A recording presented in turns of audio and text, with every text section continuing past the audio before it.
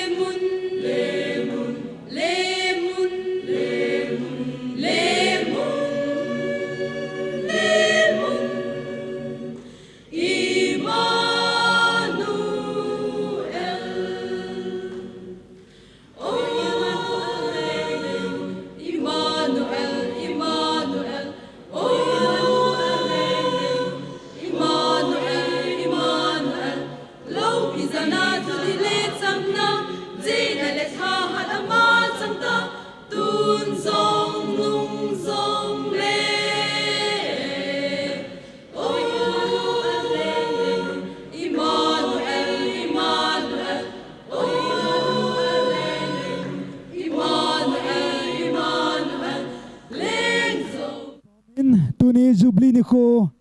kipa ni ko patin pathe bonau ni ko lo pita imu to kilona sung munahi program chom Jubilee choir hom nunga golang Jubilee choir ho se chulang munahong dinglaw jeng kipa mente Jubilee choir ho se nunga golang ho se lang munahong ding dola jeng kipa mente chule soundtrack jong gontup sound ding kahinte Jubilee choir hon soundtrack gontup sound dingin kahinte Jubilee choir ho lang ang boy abanting lan patel koila lam tong chu ke dinga kaze lang ai ngum law jeng kipa mente hello hello nu la pate ho la koila lam ding ho langa ke dinga ka ve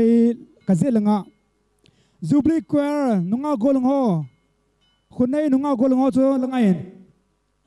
ong ding ho ke Jubilee choir nunga golong ho se alam ding ho lang ba hitam isang hitam nu la pate ho la koila alam ding Izar hitam la koila na okay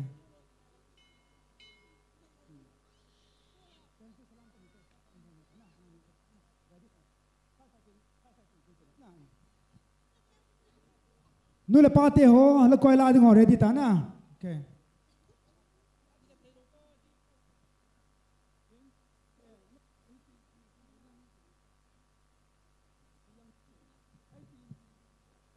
nu la pate la koila pangho silang ang tawo lang ngayon la koila pangho silang ang tawo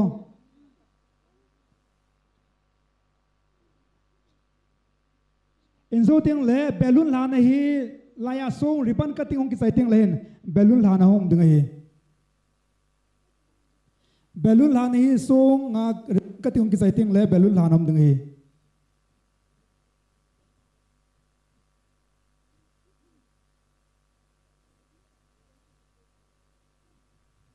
Okay. Kipaumin tu ahi. Hello. Life ahi tu sila sa ahi theo ngayin. YouTube mahi Hoikim media and live coverage about jing ya cho oi te pen la pa pen ading ahi phat mun chang zo sen e perform du in sei helai lahin vanoi mi pio sen amu thei ding khat au hitam ai pi zong le tu ni ki pa ni kho hi zin pakai phan na asamin an samoite pakai pai ha sai me pakai pai na belu nu chutam sangote pakai pai pha zo se lo pi na zo se pathin sang han la chule tunin khwa zille ve ya hong kal song nu le pa te zo se chule gambi mi te zo se na pon sa vin ka ngai lu naw Jubilee chibai ka mp mas pen vin hi tuin so mana program chom cha ana sim December 17, 2022, Jubilee Day, time 11 a.m. Compare Golang Khaimin Lane, Phat Panatau Pa Thong Kulun, Jubilee Treasurer. Hitsi Hong Kisai Ting Ai Lahin. Flat hoisting home intin, flat hoisting Sungahi Pengkul Salam Hong Sipai Pai Ting Hi Jubilee. Abante Hong Kisai Kiting Ai Lahin. Minister Pa Phat Hong Hinting Ahin. Isong kisai ting chule dapi chum ding hozo se jong langmun ai gontup sa ding ka hin het se dapi chum ding het diken mas hozo se jong gontup sa ding langmun ai hin ka hin te min hi isong kisai ting la koila hung in tin Jubilee la pi Jubilee kwar hung in tin phat sai na tau pa ho pu vie treasurer sorry mantri vie mantri su phat chom sai ki man sa na du hi tuin pa thong kulun phat hozo silan to na tau na mang din ken ko ve Pathin nga tawna hin kiti thangwa ding alom so eding alom hingjing wan ka pau pathin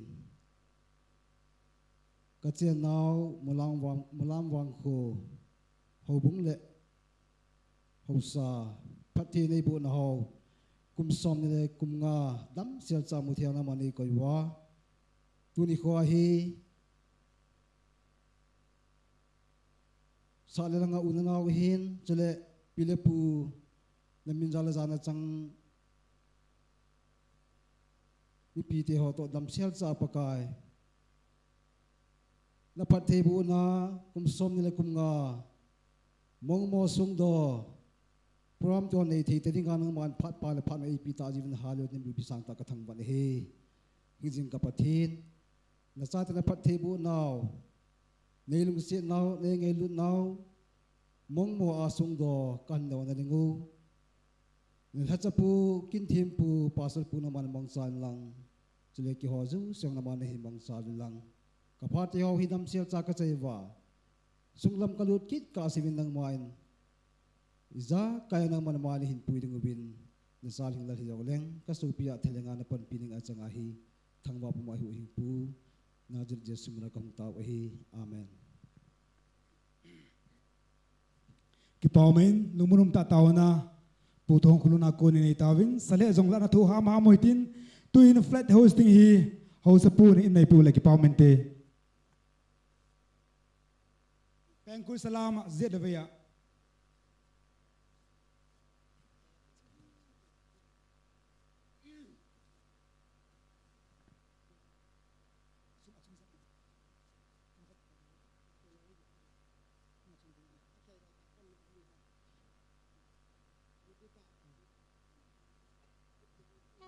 Kul pe ngute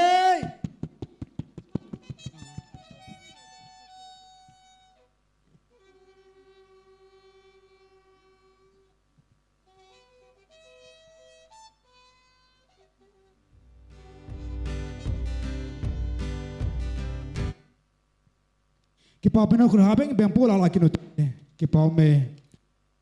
minister pa phar na piute Hello tuni nisim som la sagi olha pakai kum sang ni la som ni la ni pathin phat thei bu da chang pu yam thong Haokip in amun amul agam leisit ahin cho do a hichia ko na chu hung kitung do mulam wang kho chule pathin ho namun mai cham hawin hobung ong kitun do kal tuni kumsom ni langal hinna silver jubilee changea ai pui hoyowa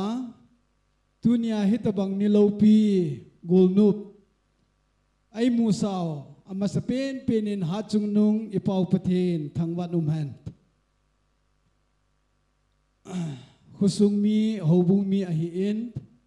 husung ako na aneking dai do chanute ho ahi in husung hilaya phachom kharadinga anachenga ahin anakichau do ho cheng ho ahi in chukille sa le langa ulenau pile pute khusa khulhang ahi in lamkai haubung lamkai gambi lamkai chule mo punya chom nei ho yo se hitabang pathin phat thei bu na ni kho imuna chungwa na honjong thanom talaki pata a na phat mang tam taw na hin pi dowa na hungowa tunia hitabang golnup ilop khom ioi khom thei ho hi ki pa umisavin ang ho yo si chunga yong ikipa nawi phung vin hi je chun jubilee melchi jingna janglum song ihon dunia on apathen phat thei bu na mun thenga hong ding do ho yo se na bon chapin jubilee chibe ka hin bole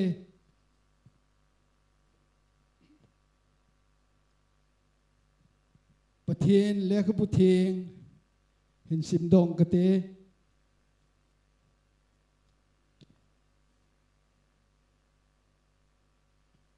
Samuelin song tum khat alan mispa le jes ana kika a aput do in amin jong Ebenezer asa tai aji chu hi ko ma hi pakain ai ki thu piu a hi tina ahiye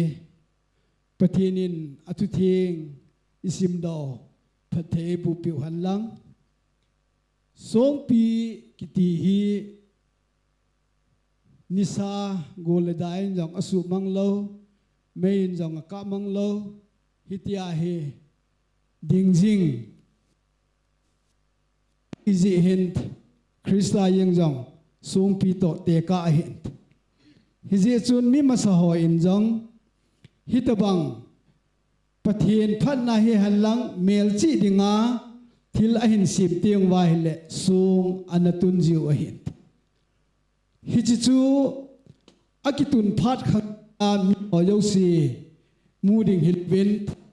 atu son geu wa ahin mu wa pathin phat na chu ahin gel do wa pathin na thangwa theina diwa melchi na yang lumsu anaki tungji ahin hichima bangin chun Israel te hoin Palestine te khuda aum na wa kunin hiti chun galzo na len ta anachangubin hizia chu hichi agalzo na muno aluno wa chun thempu Samuelin song tu lan apudin hichi song tu munchu apuna Ebenezer asain ipijinam tele hiko mahi pakain ai panpi ahi ti melchi jingna denga hichi song chu anatuna ahi hije chun tuni injong pathian phat thei bu na chang i mulam wang khole hobung ong ki phu do kal kum som ni langa ong lin ta ta kelonin hichilai amun mulai ta hi pathinin ai puilun namuno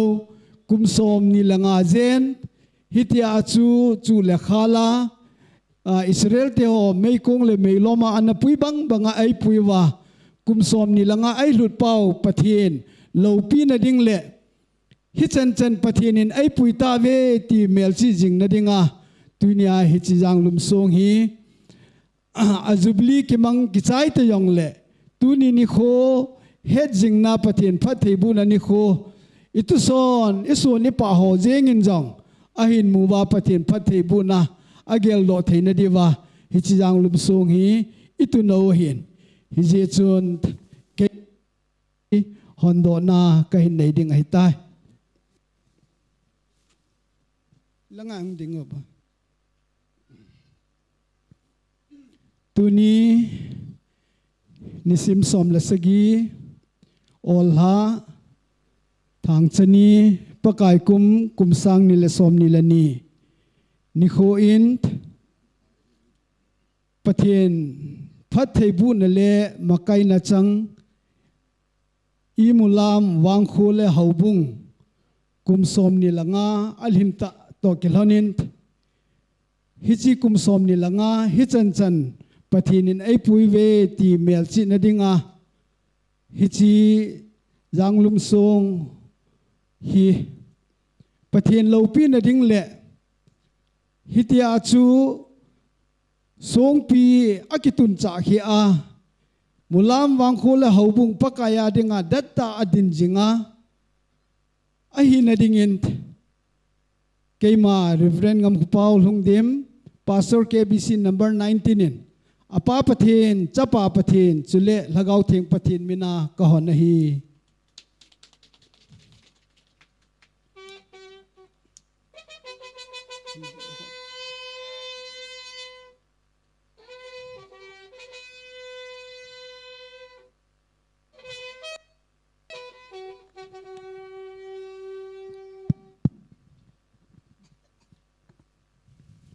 simdona hin nei kate achunga hin logo emblems a hin Mulam Village and Church Silver Jubilee 1997 to 2022 celebrating 25 years of God's guidance Mulam Village and Church Kangpopi District Manipur Silver Jubilee 25 1997 to 2022 Ebenezer, trust far the Lord has helped us. 1 Samuel 7:12. Chung mang pa wang bo na chang I mulam wang khu le haubung kum som ni langa lin na hedjing na din tunin hi chi jang lum song hi katungove 17 December 2022.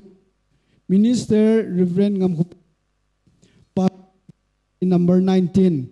donated by Dr. James Haokip, Chief of Mulam Village.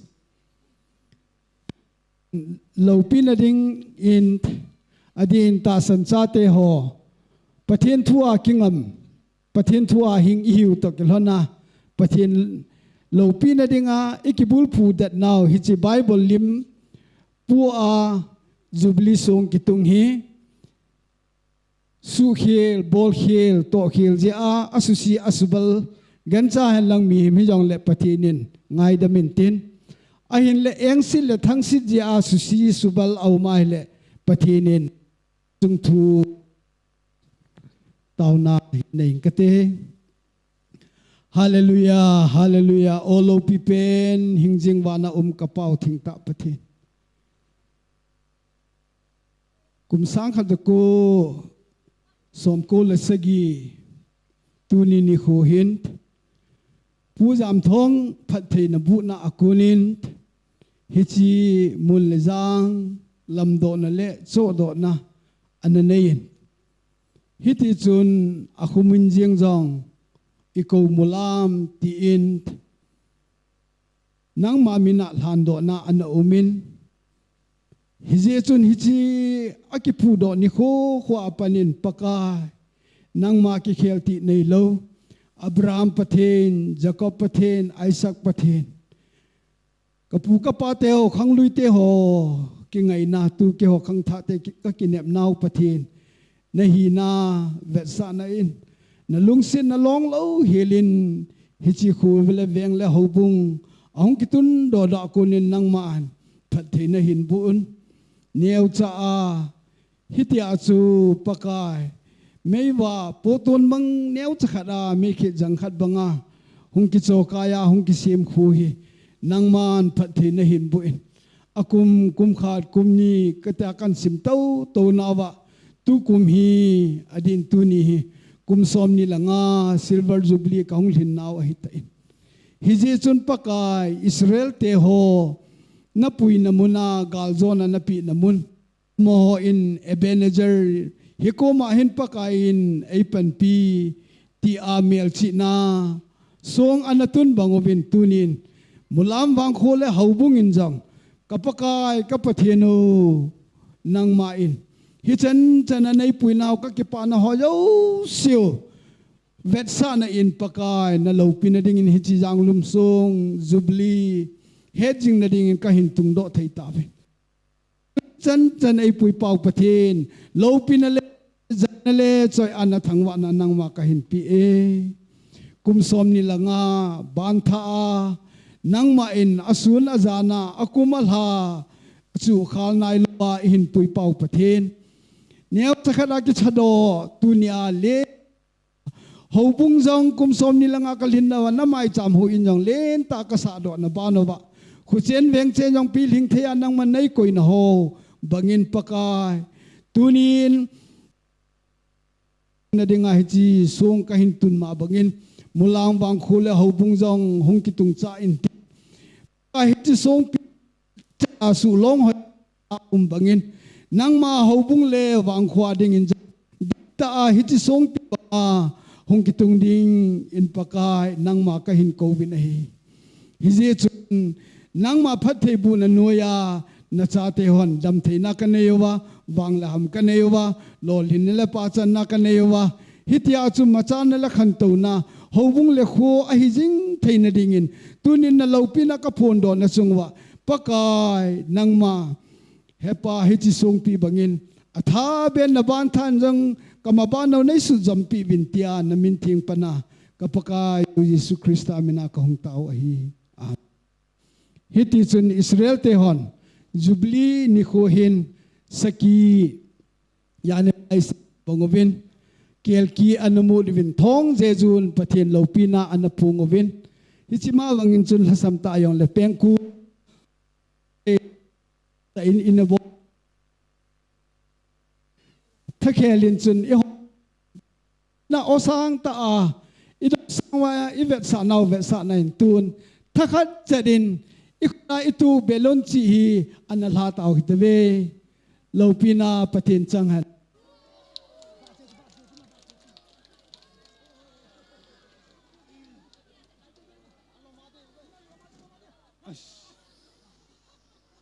ipi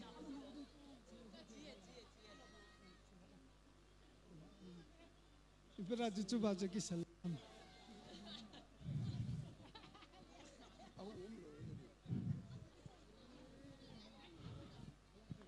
ichi belun alento jingbangin pathinin khantolne machal na lama mulam khole hobung aphathei bunan hin puito jing tahen lopina pathin chang tahen ka kipae okay tuin da pi chuchung to go thong gong itin had dik langa hong to le ki pamente tapu na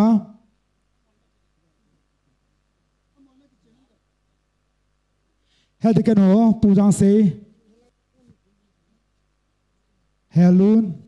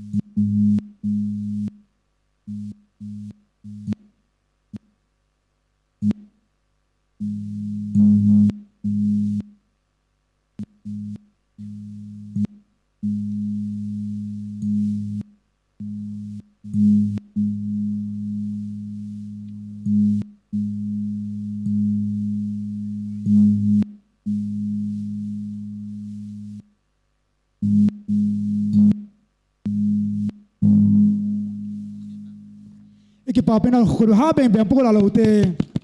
ki pa min pakai la choro fe sunga ki pa tu 17 la koila ho pha piu te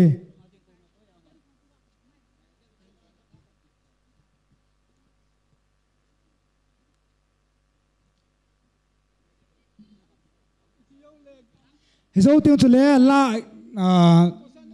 la track soundtrack to BYD ochu guntup sanum vo soundtrack to BYD ochu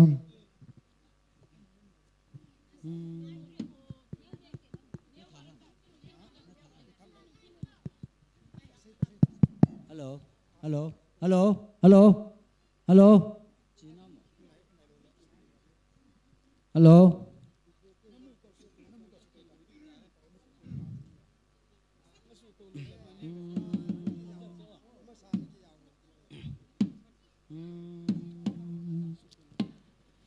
Pupan ana pujo lo húp tiếng lom pin dây làn ôi húp tiếng lom pin dây làn ôi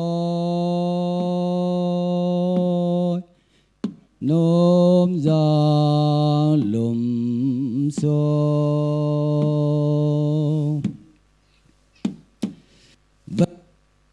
giang lùm sông chủ ngà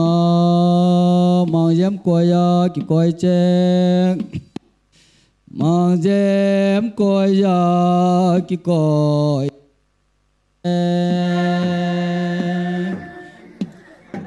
vẹt nôm giang lùm sông vang khô umi hình lại ya neo sen golin dây lan ôi neo sen golin dây lan ôi cùng so na lal đi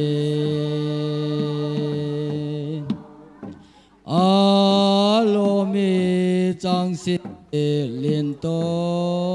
alo mi vô chal tu cô to alo mi vô chal tu cô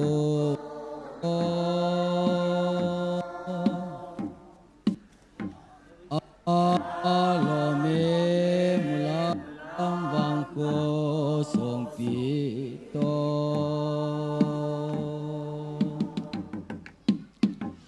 dukan person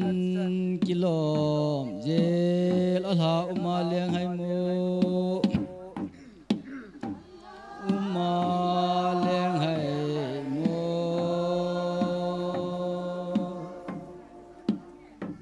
mulam te hor ko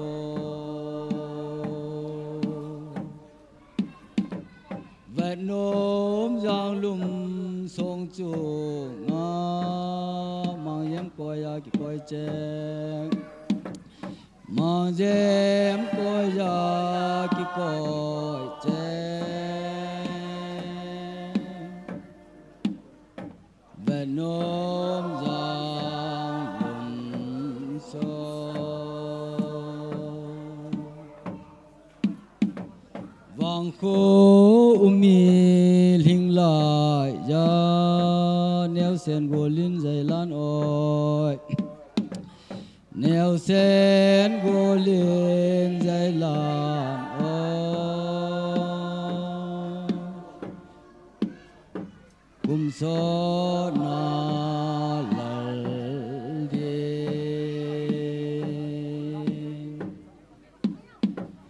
alo mi chang se liên to alo mi vô chal tu cô to alo mi vô chal tu cô to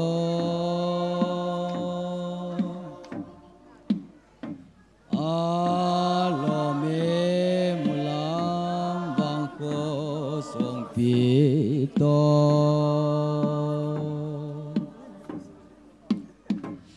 dukan person kilom Jel Allahumma leng hai mo Allahumma leng hai mo Mulam te hol ko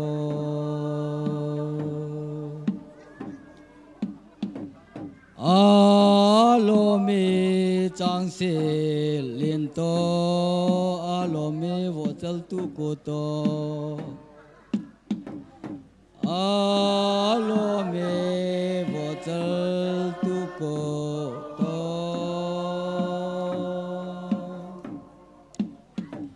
Alo mi mulam vang ko som pi to Dukan persen kijilop Dukan persen kilom jel Allahumma leng hai mu Allahumma leng hai mu Mulam te hol ko li li li li li li li li li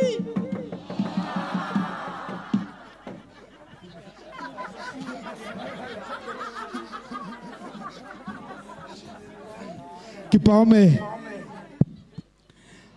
tuin Jubilee kor han la ain 17 kilomta hinam chon na to kilona tunya lo hing ta in sa pe nu le pa te zo se chunga kipa thu ahung ki phongin tuin Jubilee kor han la an sa sai sai te ngai le hen phal ho zo se khum khana taw na pa ho pu vi mantri lang mum le ki pa mente tuin Jubilee kor ho tu te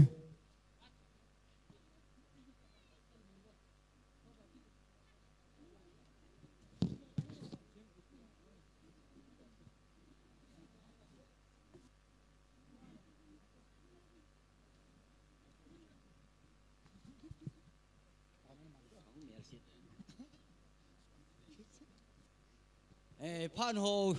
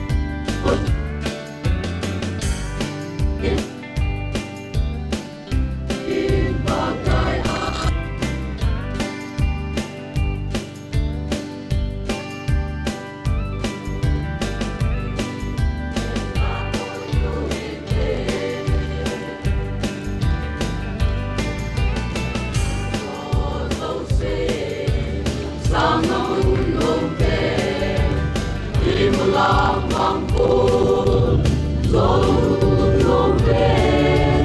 Sampai Babangna, Basina, Sitwi Bangamun, Ratalon Koma, Unsom Nilenga, Kasu Karsubi, Omino and Share. Tuang Sultan, Mungkin tapi tekun, Ekodin pakai Hoikim, Magun Hoikim, Samuripi, Enak Loyurite.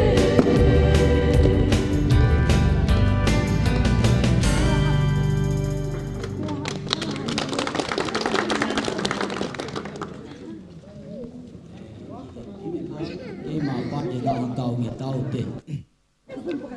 tuần số nung kapati nang man wan le le si la sunga thilung jo si nin si min phat na hin sai la phat cha chal jingin phat a chal jinga kum la la ke ya ni ho ki khela he pa ni ho la phan ho ki khel dung ji ya ka hin kho jong nang man na hin pu ya tu nia dam sela pa kai chi so mun nin thu nu wa nang ma lo pi na ding nang ma choi at na ding nang ma thangwa na ding phat le ni ho ka gel do jing the na diwa hi chi song kan tun ho chai the na phat nei pi je win bong phan ho chai the na phat phai pi wa dam the nei pi wa ka pi nang ma ka thangwa we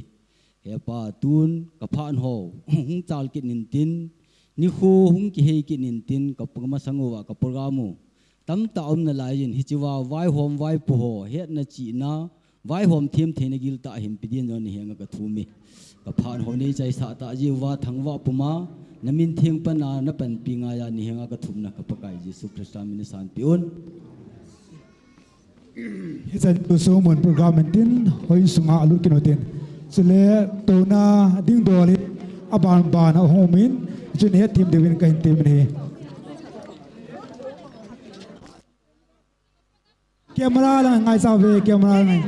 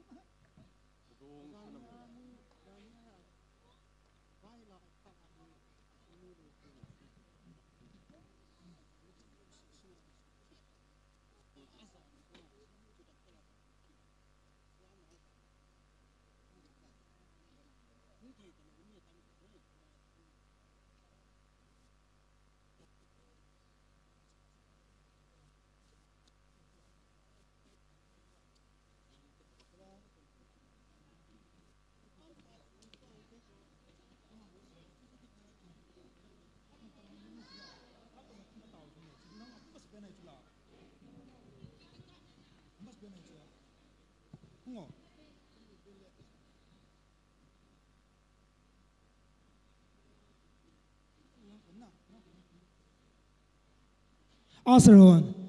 sit arrangement to asar sisi to sit arrangement paten bol tu le chiki pamente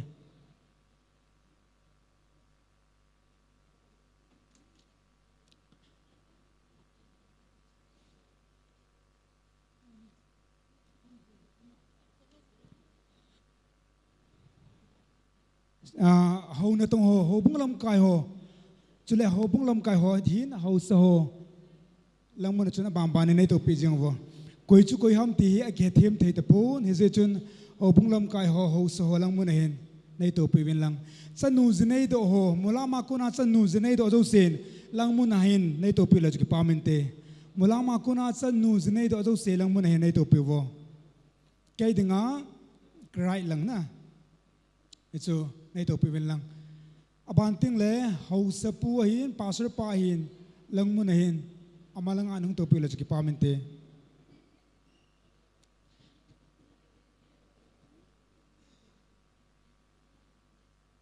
chú lệ pastor coi dòng lệ tâm pi ki covid này cái thêm thấy bốn coi chú coi ham thì pastor hồi là ông nếu tổ pi là cái pamente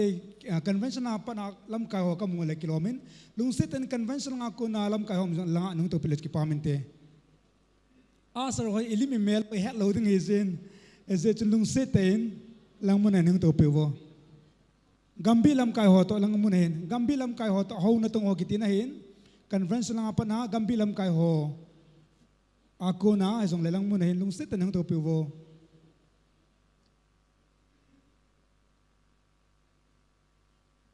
gambi lam kai ho jong lang mo na nang to piwo gambi lam kai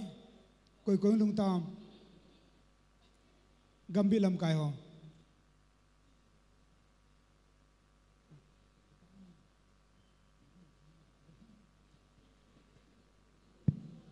gambi lam kai ho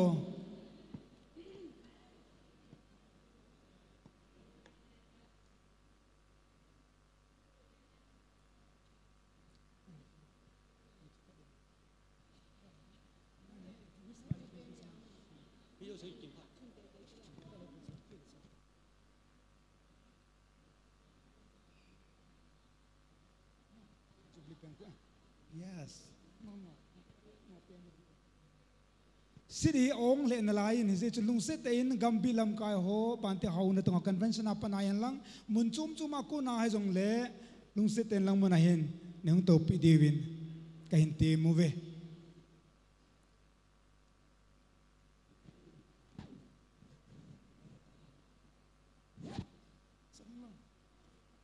sir mang sa ten yo lang ang la na madam he chin to nani lo nen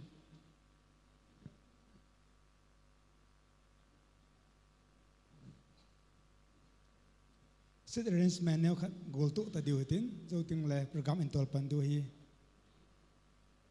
so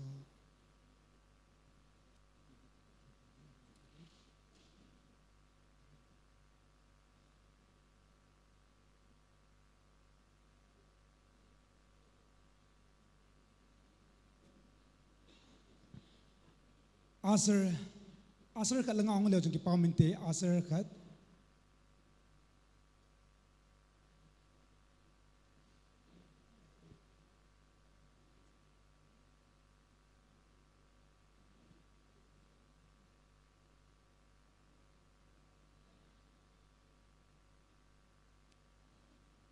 asar nunga khat langa hon chungi pamente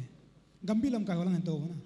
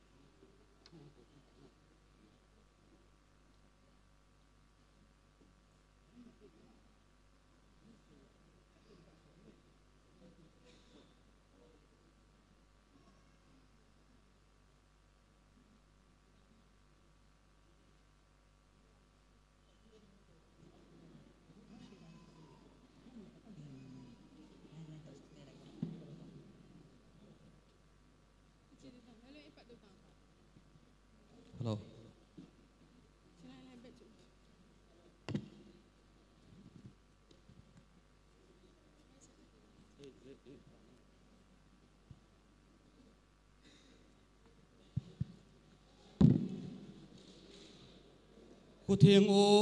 o, wang kuzor kuthieng o, Jubilee da athong e, kuthieng o umi ngai chang kim namo, wang kutol a, laki sa umi ngai chang haulabe in hunglengun,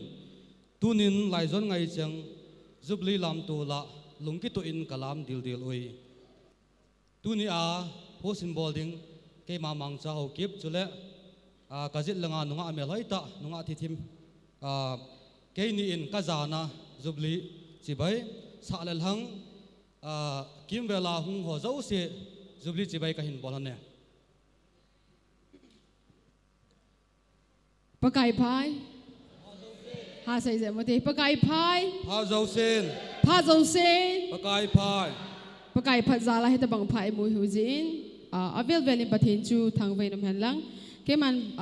tuni ke ban cha new program in simhlang kate Jubilee pengkul mut phar hi pu soson le thangkhol ki go sanam ding ka hintemin banle mi pi la sa khom na gambi khwer thilsim kidang chichu sa khom deu hi in phal hando na taw palet kolun hediken mbc special number guest artist apaul an sambasa ding abanting le nunga hoining hidi hi em lem na tu say khai milen Haokip hediken Jubilee lapi gambi Jubilee choir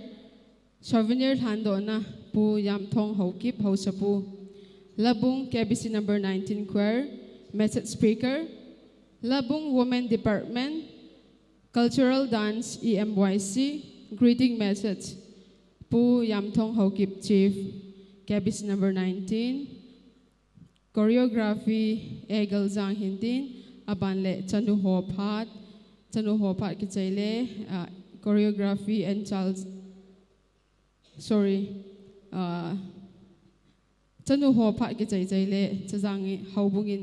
ahila peding abante le and Charles jang hedi hi ki pathil pe Jubilee committee special number guest artist hoining and apau mi pila sa khom na Jubilee lapi phat chaina taw pu jang ko ho gambi chairman gambi kero aju se langa unding do ben lang la chona thil sem kidang an sa witin ata le taw na tua hin hichi lai sam sang win Jubilee pengkui salam na phat an api wite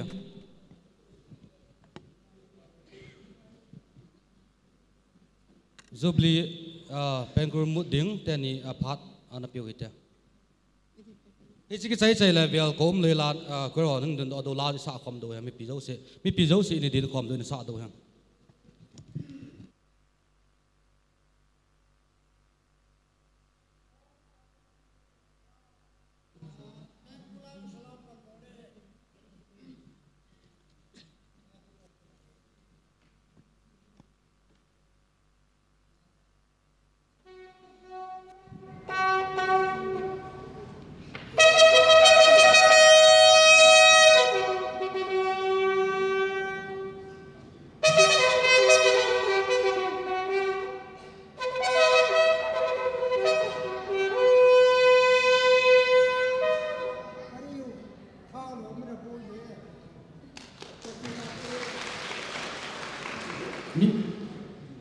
mi pi dia zo se bon ding hitin gambi kwer ho ang ki ko jing lai taw na in man video po le kulun ho bunget dik mulam bob discharge amang jo yung din do pi divin taw le kai ni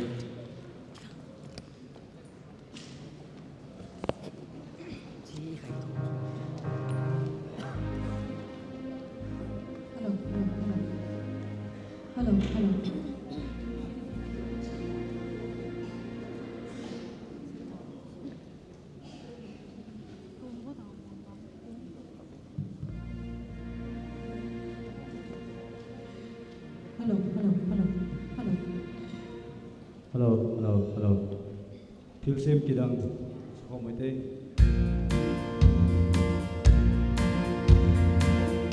Thiếu xem kỳ đăng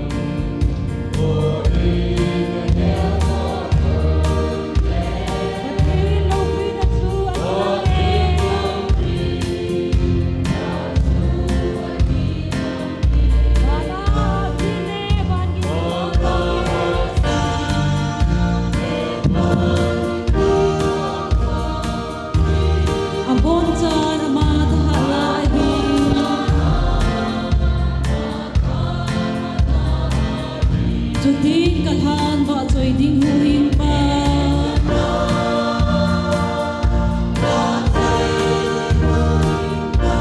alo binge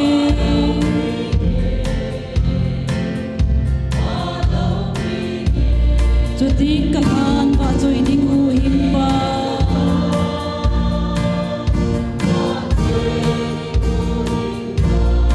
alo binge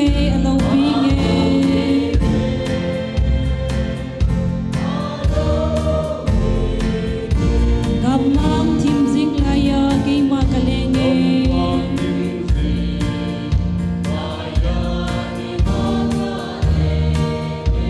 ham nei kidang ba cha o chu ka zai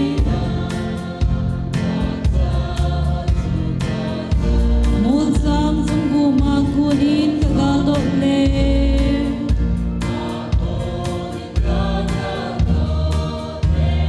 nem hiu hui di le gin ngai chu ka zai chu ding kal han ba choi ding hu hin pa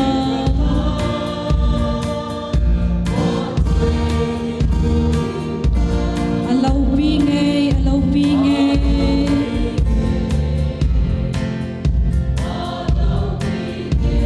chu ding kal han ba choi ding hu hin pa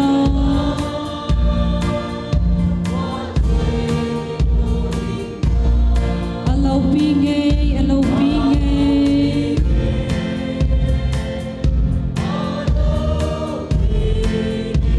pathin mi lung sin kidang chu ka heta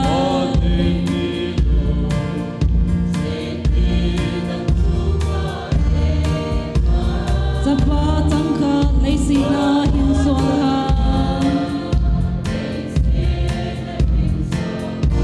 all molovin calvary cross to na chu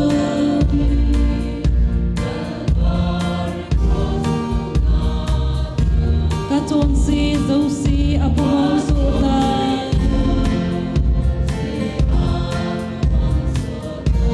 chu ding kal han ba choi ding hu hin pa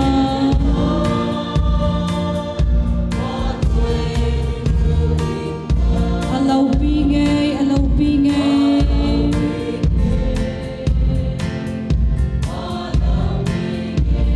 chu ding kal han ba choi ding hu hin pa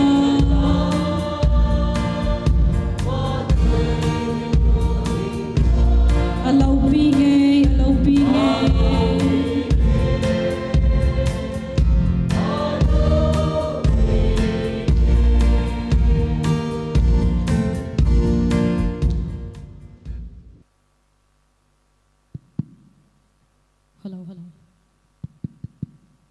Hello. Jubilee chane him poi long pathin thang ba nai peven tu ni Jubilee mu ni kho hi to hlonen aha pakaya dinga ahi be be mana chi hotel choma hita en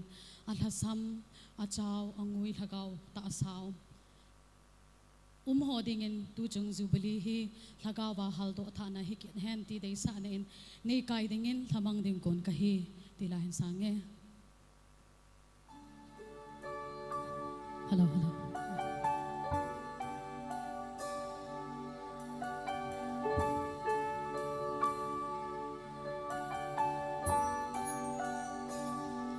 Kala samti katha hat na nang nahi kalung don ti lung don nga nahi pan bigaya zau le ngoya ka ti e hat sa di kaleng si su kanga nay kai ding lamang ding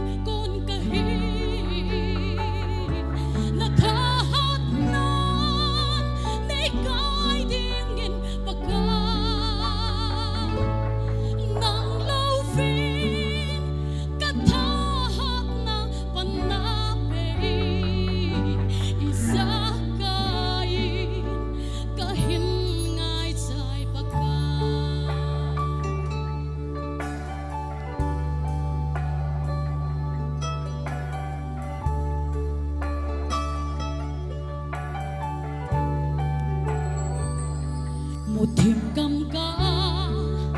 hin sốt lại sung xin cả ta xa lệ là gạo su kim tình sa ta đến hát ta ý đây sâu của sông lệ ôn bồ lâu đi si sun cây ấy pan pi đây cái đi kia là mang tiếng con cả hi na tha hát na đây cái đi nghìn bạc ca nắng lâu phi cả tha hát na pan na pe isa kai cả hiên ngài trai bạc ca Hallelujah Amen Pagkai sinay kay din mo Hallelujah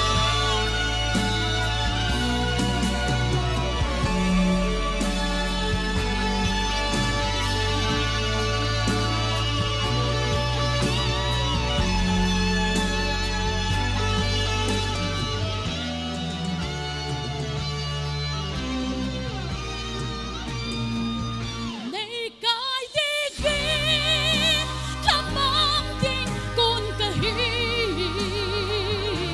na tha hát na nay cái tiếng nghìn bạc ca nắng lâu phi cả tha hát na pan na pe isa kai cả hiên ngài trai bạc ca đây cái đi kia là mang tiếng con cả hi na tha hát na đây cái tiếng nghìn bạc ca nắng lâu phi cả tha hát na pan na pe isa kai cả hiên ngài trai bạc ca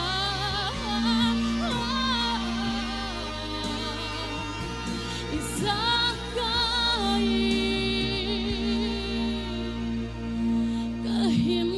ngài trai bạc ca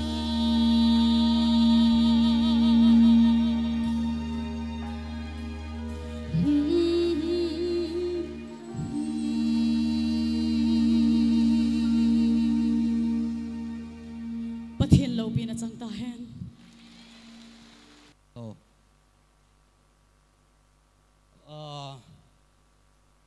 Say din jong behel levin angain pa pau le aloi nuahin chule nunga hoining nunga hoining ni din lan sa chu katimu jang ki tholi uzengin ki pa min inam sungowa wa chaila sa ki changi a thiam ding na nei jevin pathian thangwa nei pi bin hi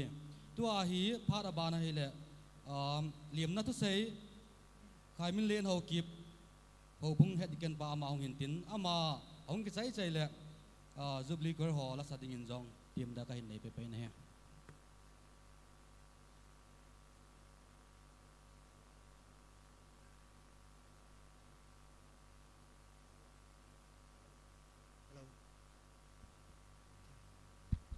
Hello, check.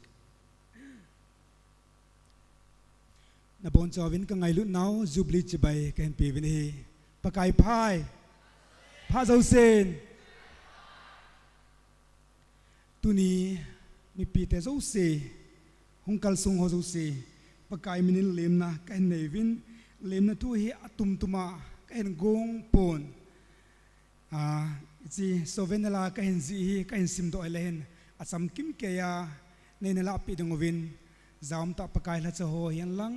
chule zading alom hosa upa hian lang pile pu nu lupa nung agolong ho zo se jong le nei ne tim dong vin pakai minin ka in tim hi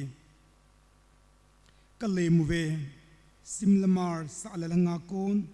zai thane ma phei phung hin song chun la zo lai zon ngai cheng kum som hinna silver jubilee pa khom pidin ban jalin kale mu ve hungun selung lai kinapna kolni asutai zuleva buale tilsemon sempau patin va choina zailan oyui khanu gul cheng hon jong zomdin kalemuve dongkot phunga tona pilaputen lompi lomcha semin lungkhat takanin ma anahi khomui samgi bang kenna umlovin situinu bang vei khom dingin kalemuve I mulam wangkhua tongsu ngai penin oyu hite pakai phatna thimthu lal khomutin nawbong nui khomu hite echung mangpa wangbu na ho zalin choyanute kalemuve silver jubilee committee kakipai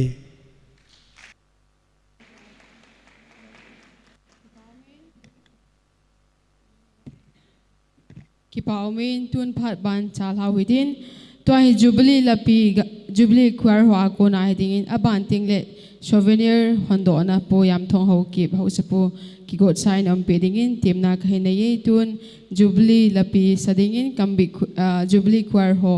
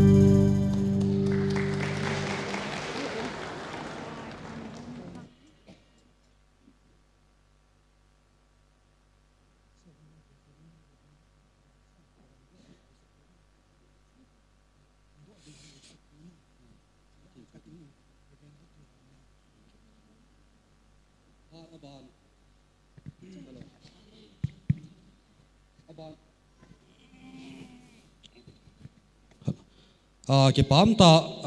Jubilee ko konin wa choi langai ta choi langai ta bin mo jo si chunga ki pa thoi se bin hi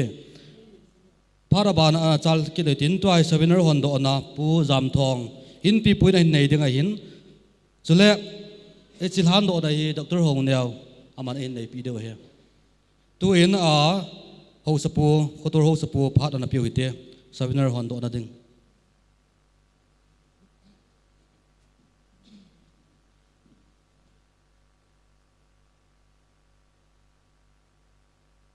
nung set ten langang do pilo jang ki pamin te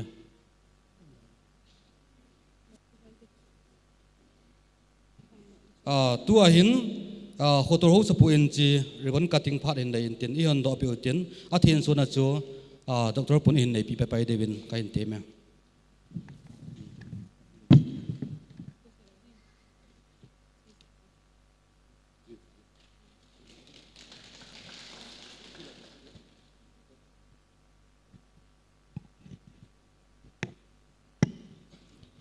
tao na nei te o pathen nang ma tha zala na phat the bu na zala ki tung do ichi I mulam wang khole ho bung hi nang ma na hin pu pen tu ni hin kum som ni langa khin chan ge ya nang ma pui hoina ka chan nau chunga kipa ko nup ka balun nang ma kan thang wa un no ko ma kipa thu kan seu na he hi to kilon chun hi chi thil ki bol ho zo se mang lo dinga mel chi jing the na dingin souvenir ki ti hi chi le kha bu zong he hong ki se min in pi pu in hon do na nei ta na he so ho zo si zale zong belin nang ma ka thang bo na he o pathen hi chi ha ki su do bang ye ya tu si mang lo dinga khang ang lung na la ding ho to ki goi zo na document phata khana pang the ding in nang man phat thei bo ding in na khona kain hlang do bin he chi to ki lon chun khusung mi te ho bu mi te nang man tua ko na malama khan to na macha na lam man no a pui jom jing ding jong pathen na ko ma ka taw bin he iza kaya nang ma thang wa na lo pi na chung nung pen nang ma ka hin pe vin na ko ma ki pa tu sai nang ma thang ban pa ka krista min ko hong taw ni hi amen tuin phara ban na chala ki noi tin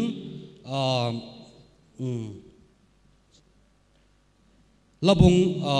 gambi kar ho phat hong kilan tin hi chi ong ki chai le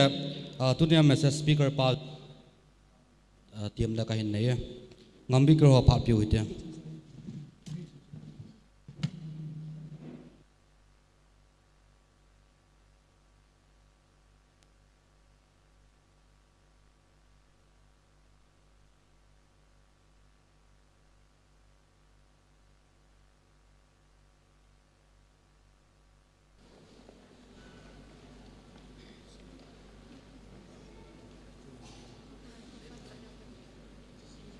hello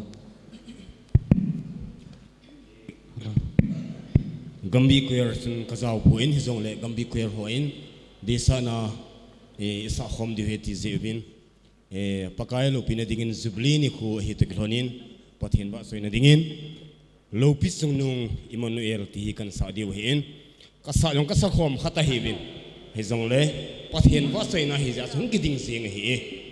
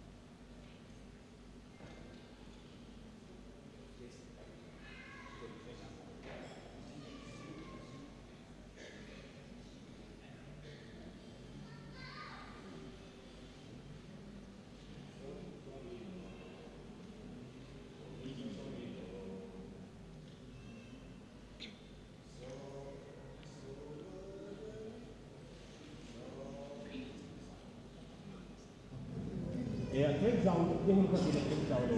trek behela kan sa nila so min so no so min so Lo pi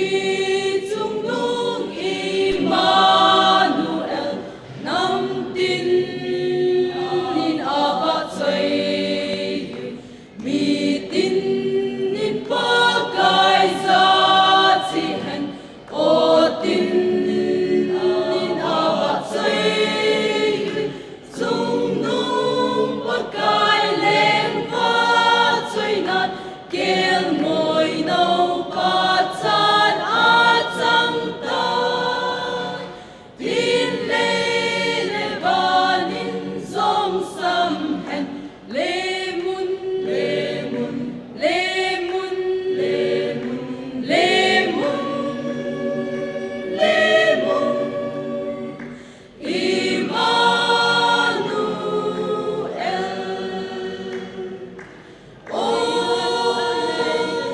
Emmanuel, Emmanuel, oh Emmanuel, Emmanuel, lo pizana tu dile samna, zile tha halama samta, tun song nung song le, oh Emmanuel, Emmanuel, oh Emmanuel, Emmanuel, leng so se leng le pot kai, le mun Emmanuel.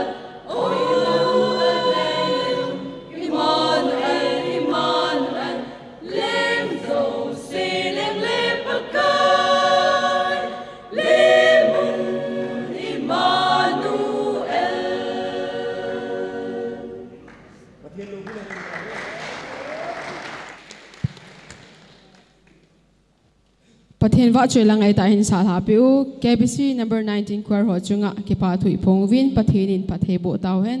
ตัวฮีmessage speaker ฮีดีฮีประเทศโบจังปุมาผ่านกิโลดิ่งินก็เห็นเตม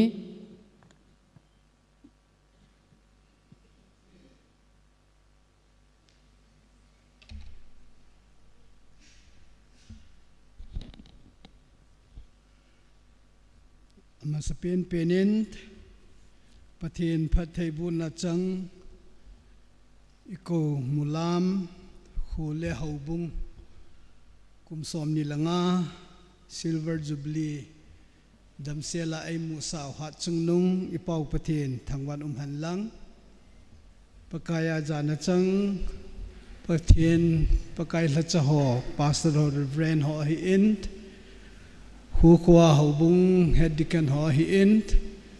กัมบิลำกายหอฮิอินสิเลคูขวาหาสาอุปาสาเลลังอาอุลนาวอังคอมหาเจ้าสีมาสเปนินกัจานะเลจูบลีจิเบย์เวลินกหินบอลคิดินเฮ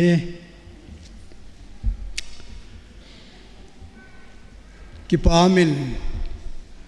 ฮิจินิโคฮีปะเทียนลุงสินนาพัดดังอินจุนอันนักเกลหันลังกิกุนาอมจงเลอดีสดาตุกุมสังนิเลสอมนิเลนีกุมบุลาปนาเกลโคนเลนตาเลไงตัวนเลนตาเลท่าเลจุงลุงทิมในลังอาสุมเลไปตั้มตาเสียงปุมาอันนักกิกงขัดจูอหิน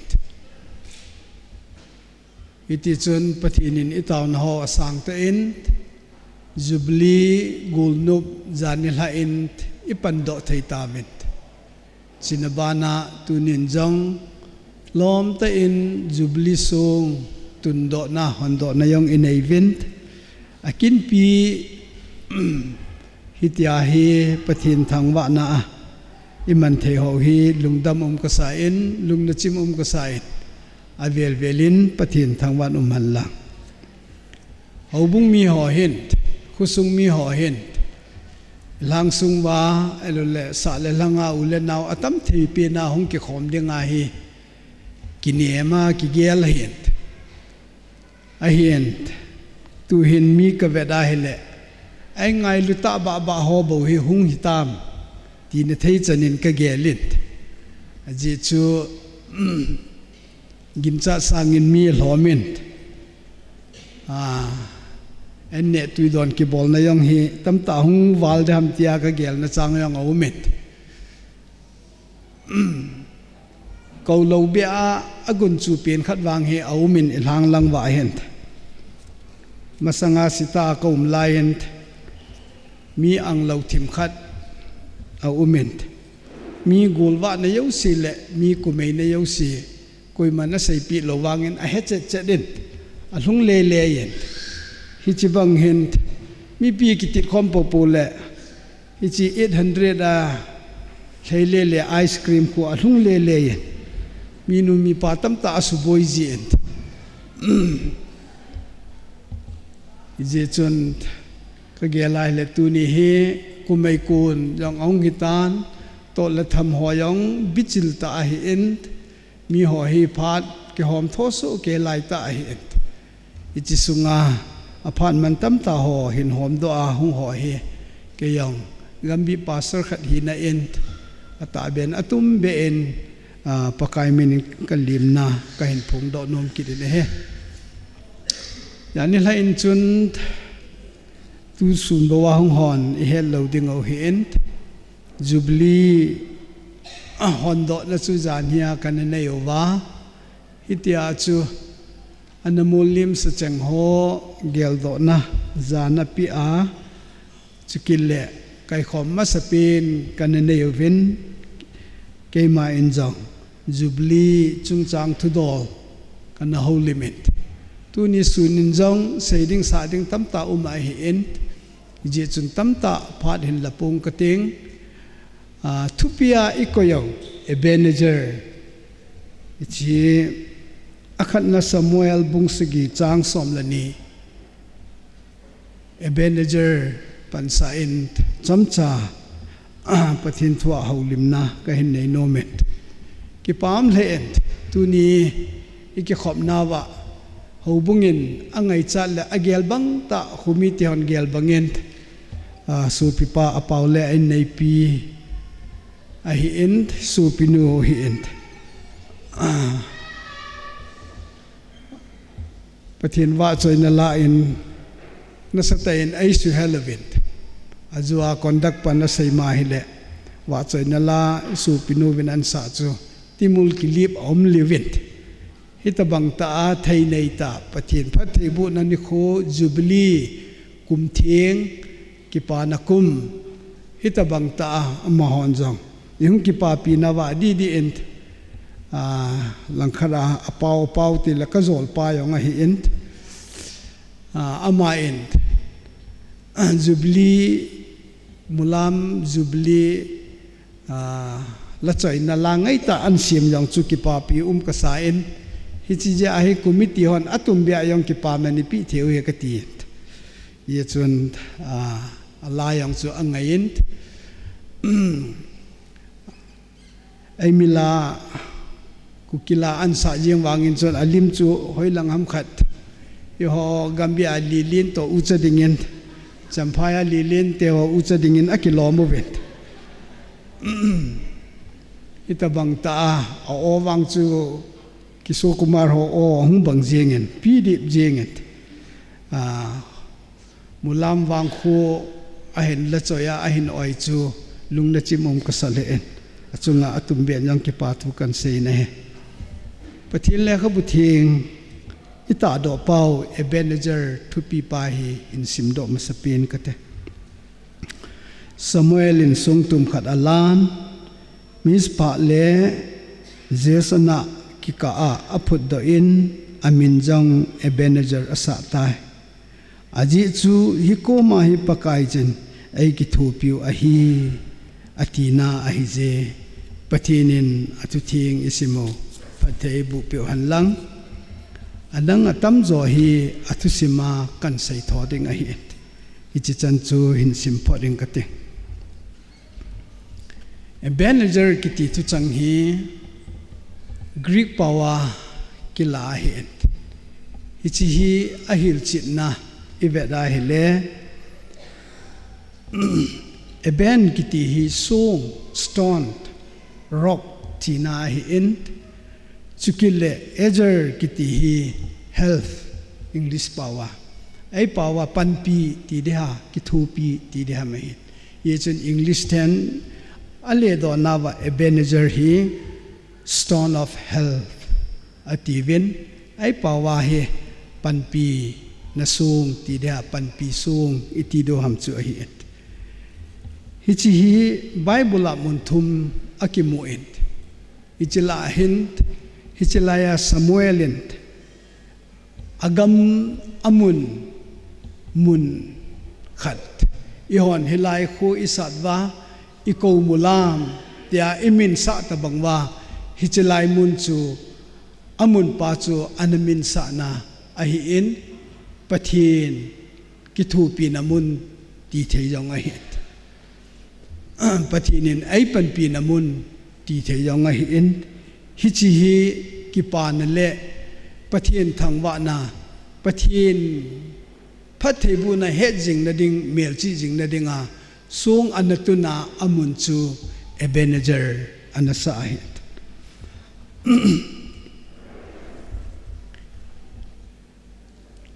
hichelai muna hint tilkidang ta ni su hint aso masapa chu ivera hile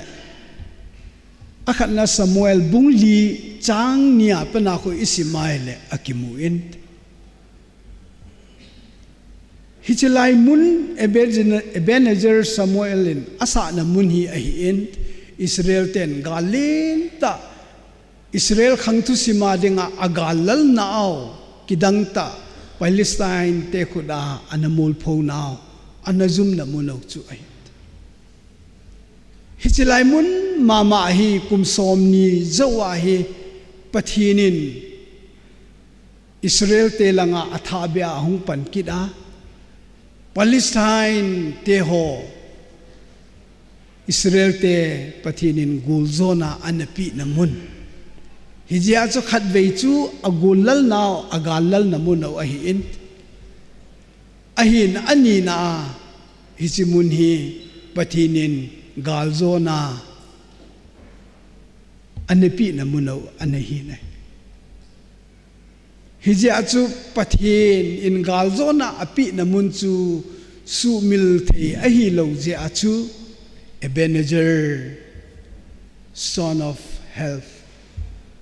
Panpisong atia anamin sa anakoy ahit. Hiji chuntunin hichalay munahi akhat na anagalal na munaw ahin anina anagalzo na munaw ahit.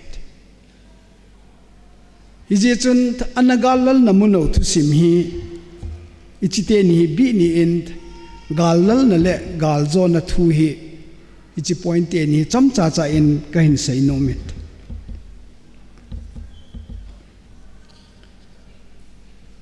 ka sei ma bangin akhan na Samuel bungli chang nia pana chu isim su aile ahitin Palestine te in hiti chun mispa muna chun Israel te ho gal bolding in ahin dalu of it hiti chun Israel te ho yang ahung ki pando win Palestine te to gal anab ki mai tu pita win ahin la kidang ta chun pathin anapang pon hichi ye chun gal mi sapai tha lai mi sang som nga lang athi pha den Israel te ho alung neu gam ta vin adam lai sape ho yosi alung hada gam ta vin zam che zam mang ding ti ama ki hin su na ding ngai tu ding alung thimwa aluta hi chi chun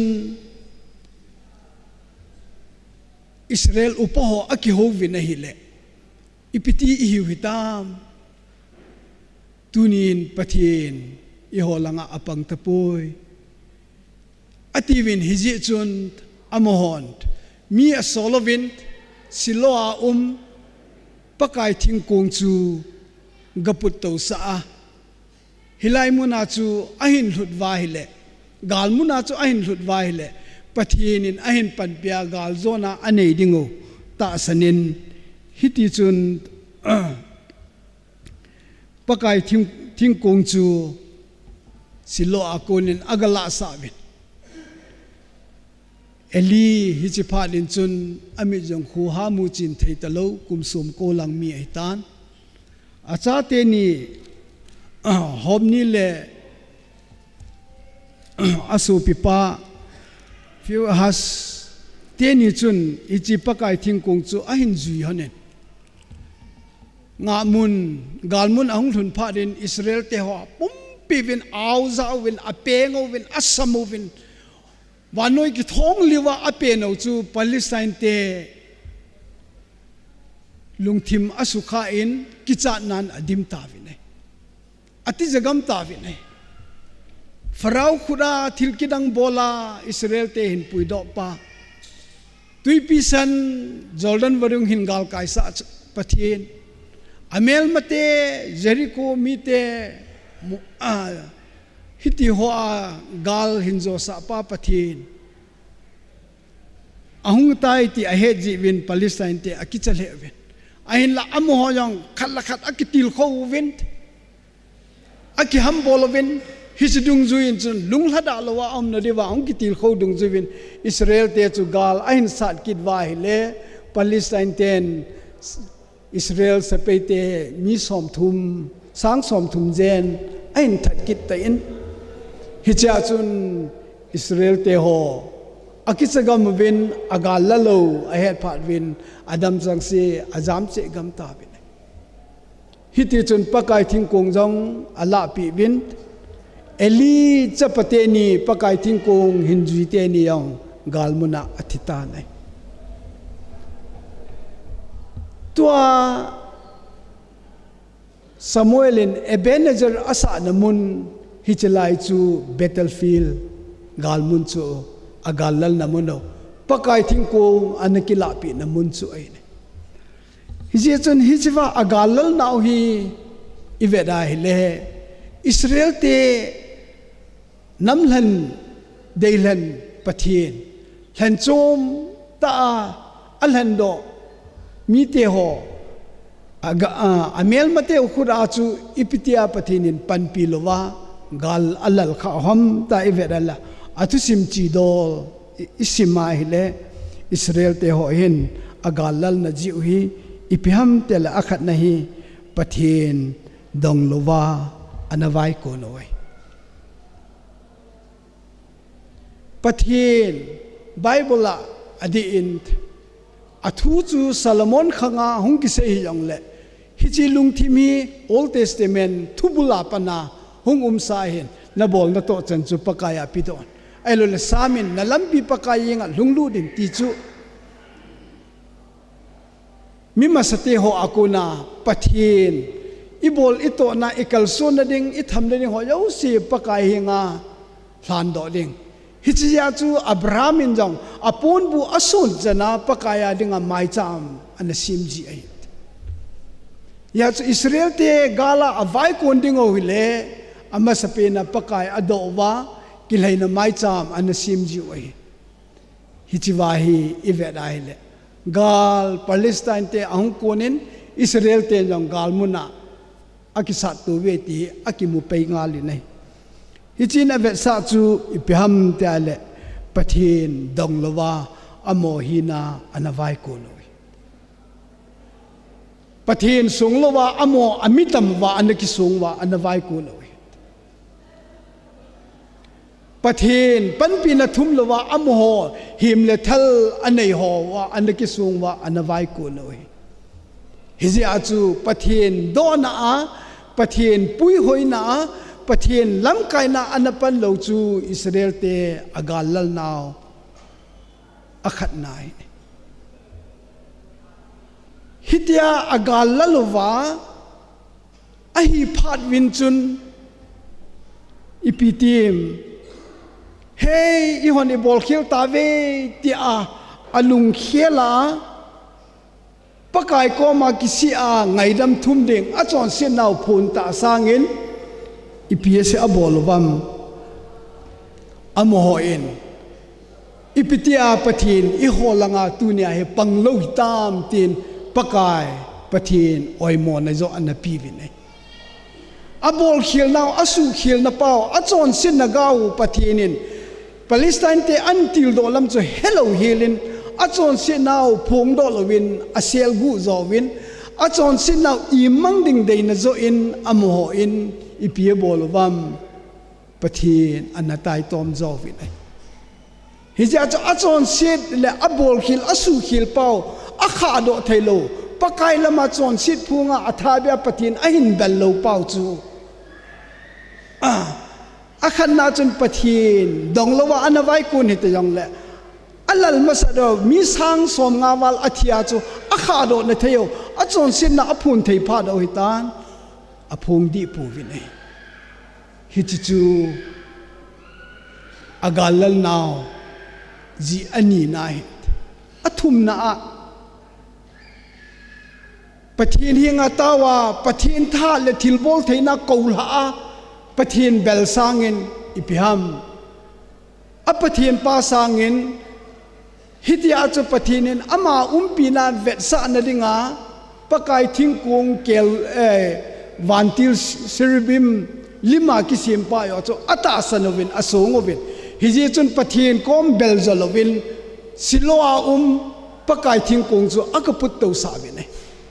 pakai thingkung akaput to sabin anglun phaden tun wangal ki zo tan te tin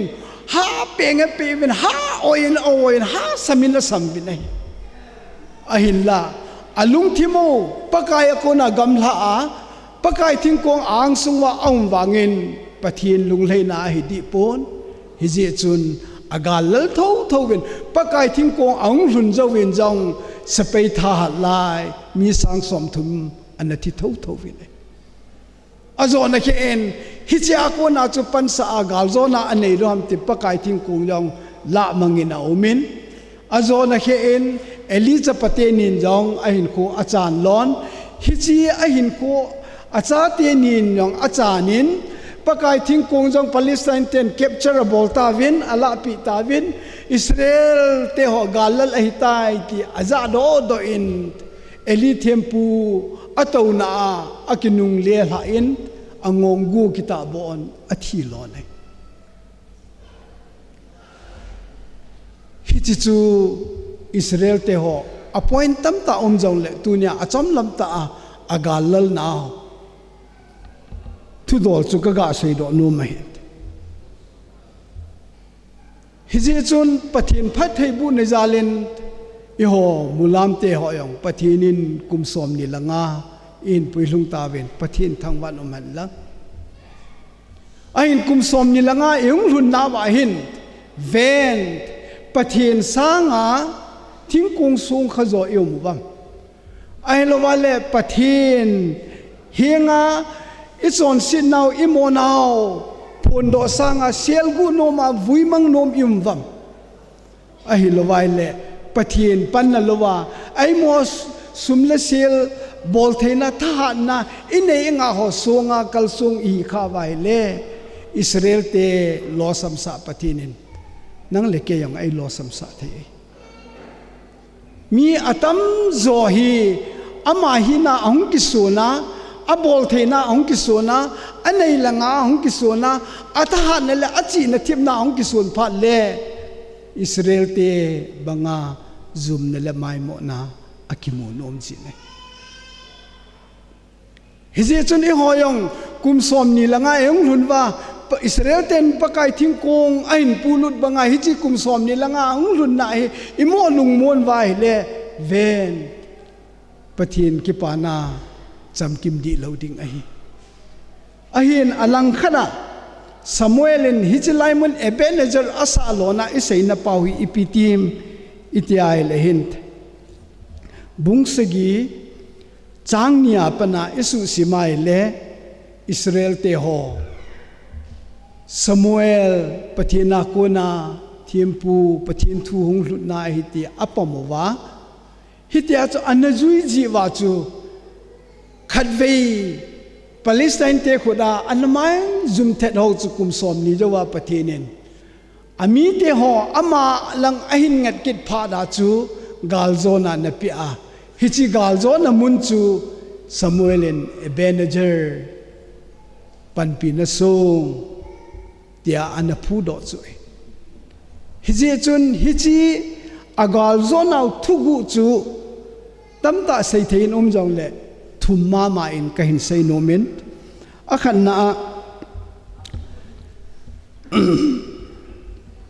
chang thuma pana chu isima hele ahitin Samuel chun Israel in sung pum piza asei pi in hitinati nang hon lungthim pum pi wa pakai henga dinga hungkile kit mong na hiu ahi ta le na la owa na ko yu gamdang mi te pathin lin sim thu ho chang se chu peido vin lang asrot jing jong peimang un pakai lam jing na lungthimin gelovin amakin jing bo boljom jingovin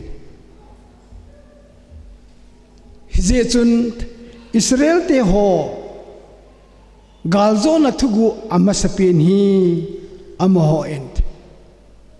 achon sin now akehedwa alhilal now akehedwa paka anga ahung ki pilut wa ngaidam athum pau hi Israel te ho lolhinna galzo na thugu amasapin ahine aji chu Samuel in jong asen na hon na lung na khelowa pakai anga hung ki le mong na hi taule ati cho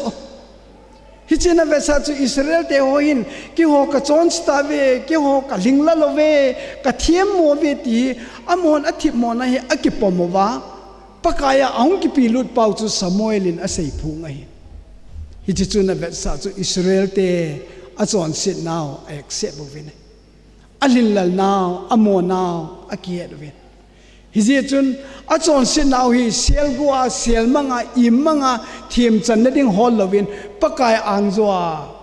angai lamna thumin ahung ki pilut win ai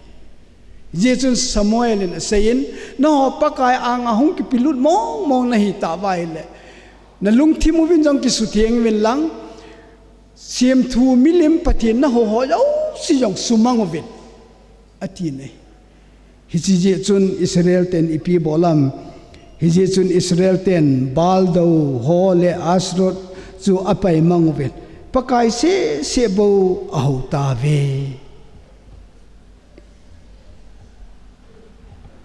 ye chun amon hiti chun hichi ho yo si abol zo win chun changup na akichai na lang chu isimale ke ho pakai do nan ka chon si ta ve chon si ka hi ta ve a chon si do accept ne hiji a chu chon si khadin a chon si na a hin phun do a pakaya ang ki pilu di pakai ki pa na pen le lung hei thei na pen chu a hi ne hiji chun itabang chon sin na yong le pathin tu sei min thang ta khan na sein itabang chon sin na yong le pathinin ngai dam lal chon sin na anei poi ahin la chon sin ngai dam angai dam thailo angai dam lo chu itabang ham tile chon si ka hi tia phung lo be ho chu pathinin angai dam thailo he ama wang koi hile a chon sin na he a pakai anga chon si ka hi pakai tia hung ki pilut chan chu pakayen a chon sit angai dami hiji chun ke ho pakai do nan chon si ka hi ta ve ti pakai lung lai a khoi nei pathin lung lei na hung ki pat na ai nei hiji a chu ani na amon ipi a seiwam hiji Palestine te ho amo misfa hung ki khom ki ta ve ti het phalin Palestine te atha ben gal bolding in ong kitil do kitawin ong tawin de Israel te akicha tawin ai phat khalaya mi som nga athi zowa akicha ta bang bangwin chun hiwa hin Hebrew mi te Israel te Palestine te kicha nan an phakit tawe aila abol di upa chu ipiham te le Samuel hinga asaiwen pakai ipatheno hinga ke holding in tau jing in lang tang lo hilin tau win atiwin e masanga chu Palestine te ain zolalo akicha na pau jing chun pakai thing kong gapu win tin asol win tua hilaya akiba lo na pa chu Palestine galmi te tha ta ki cha na yi chun pakai hinga tau ding in ong ki pilu ta win e hiji chun Samuelin kelngoi anoi chep lai ta khat chu ala in bum go thil ton pakai anga mai cham ki leina alan pakai hinga atau tau ta nei hiji chun amho in achon sin now ong ki pilu na banwa akicha na howin ahim le athal ho amitam ho abol theina ho wi ki sung ja talovin pakai hinga panpi na yo athum zo win akipilu ta win Yechun akipilu na vetsa na in athum na pakaya dingin mai cham kilai na asim binai Samuelin pumgo thilto mai cham alan ahile ipi hung titam Israel te salim Palestine te ahung nai tul ve aila hichelanga galmi ahung nai tul chu khosa lo ben pakai enga atau jigoven hichimai cham chu lung tho nei le lung ha da na nei lo hilen mai cham chu au mowin atau pi win pakai enga atau wai le pathin thilbol te na hung kilang tai pathin thangwa no man la hung kilana chu ipitim te le pathinin Palestine te ansuno pha ta ne pathinin Palestine te ansuno phatan aung lunga gal asat chabdinga agel ho yo si hiti chon amo asu chat ve phadin ajonan mai cham ain sim jowin Israel cha te ong ki pat do win iti chun Palestine mi te chu ane win galin azau ta win hi hizia chu hijigal ahin zova mispa ahung khom kin na mispa le ikhat ka ahung khom kin phat win chun hijlai gal zo na mun chu pathin anga ki pa thu sei na mun adidi in mosin tuipi san ahin gal kaya abo amo bol the na panglo be farao le asepete ho khoda ko na ahung so cha naw ki pa na mai cham si ma pakai hi kala hi pakai hi katha hi pakai hi kahu hing pu hi tia wa choi la asa hichi ke pa na bang bangin chun Samuel lam kai nan pathin thangwa na in hichi lai mun hi su mil hoi hilo su mil lo ding na mun pathin that ke phun na mun a hi atia asong tun chu pan pi na song tia amun chu Ebenezer anasa hi hiji chun tunin hitabang silver jubilee eman nawa adi in pathinin abanta din angai lut na in pui ovent Israel te meikong le moiloma apui bangin in pui ovent tunin kumsom ni langa lingse mulam wang khule hobung chu hing hita hichi sunga hin pathinin hichan ai pui ve ti wangin thinaman na kanel lisona lungdon puldo na tu sit hamsin na to lo yang chu i di po be hichi hoyong si hin to be ama wang atam zo hichi hot bang alun no i vetle Israel te banga pathin sun na sanga ai ma chi na le thipna ai ma he na le bol theina inei inga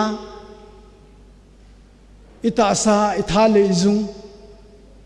ichoi kut lai ho in sun na ho jala ilo sam na ho yang aume ai ni pi le lungsit thim pathin chun kumsom ni langa en lutabe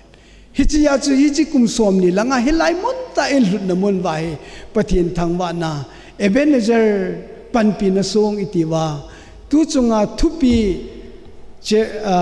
hediken pan achombe anakoi ahi poi hichana he pathinin ai pui lungo ipui lung na muno hi Ebenezer saute te akeman tipna kanene ya anaki khela hin ama hin pakai phai phajo si hi pakai phatna he mong in hi le athisan sunga hi changjeng hi jiya hi pakai phatna hi simchi sam chimti nei lo hir khada asap ya chu song jeng ayong hi ta do ding ati khat yong hi mei thein tin hit yong le pakai phatna kumsom ni langa lunna mun pa chu Ebenezer sa ding pa yo chu hoi kan na sa hi ka ki pain amhon jang hita bangin ka sei chu alawin hi chi bangin chun pathinin ai pui naw Ebenezer isa tawin tunin pathin phatna ho imutawin hi je chun mabana hi kumsom ni langa elunwa angading jong khuchen kingading ito ithamo ngading jong i di po ben kumsom ni langa bana hi masona chi jing ding te chu i vet kumsom ni langa hi ta sami hi ma denga seidinga pasal tha lai ta tu chunga world cup event so ke event world cup appeal ahat ho hi adin kumsom thum chunglang ho sangin kumsom thum noi lang ho 2021 25 ok ka chu nasata in appeal zone ahat zone hiya chu ta samim pasala dinga di hin kumsom ni langa he tha lai ta hi hichibangin chun ivedai le pathinin kumsom ni langa ho in puilung hichikum la hin mulam hobung le khoyong hi tha ta in kamuin pathin ka thangwa nei aje chu itha naw kamu naw khat hi kumsom ni langa bo se hi wangin pathin lo pin na dinga ka sei hi miem ki choi an dinga ka sei pon pakai mai cham ilang sung wa dingin alien pin le anawa pin melom pin khat itung do thei bi nei kumsom ni langa cha he wangin khu ki vai puna hin mi phalal be se le mi nungdal be se na kyom pon hobung ki vai hom na yong pan na thei thei adi in hichi kumsom ni langa e hun hin na wa hin gambi center yong hi win gambi central hi na wa hin hobung len ho program khat to a ki pia yong le boi phajing ji hin mulam hobung hi tha ha ta ile nau vet sa na hi ka ki pa na ta sui pe ham ta le program bichil ta ki gong han lang ipi program ki le lut jong le accept no ka nom pu ve ti khalo ai hi ji a chu akhumun le ami to ki to lo hela aung lung ding January 27 lang le convention pum pia assembly ila ding oi hi chi hi ikumo to ki to a hata ilei na khado in kamu in pathin ka thangwa hi chela khuwa dinga aneu pin anu kha pin akisimi wangwin pathin phathei bu na changin KGVV school lo class 10 change government center school yang patata omit husen leng chen in chen hoyong ivet a hile kilom ta hi ahin hi cho pum hin azo khale Israel te ho pathin kidang dang ta ai puyo kidang dang ta gal ai zo piu ti khaw hitin kum som nin li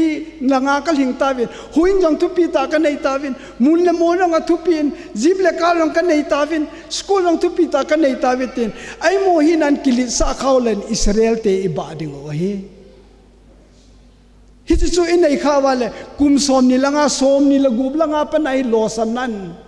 imau an kai ding ai hi chi sangin chun Israel te ho en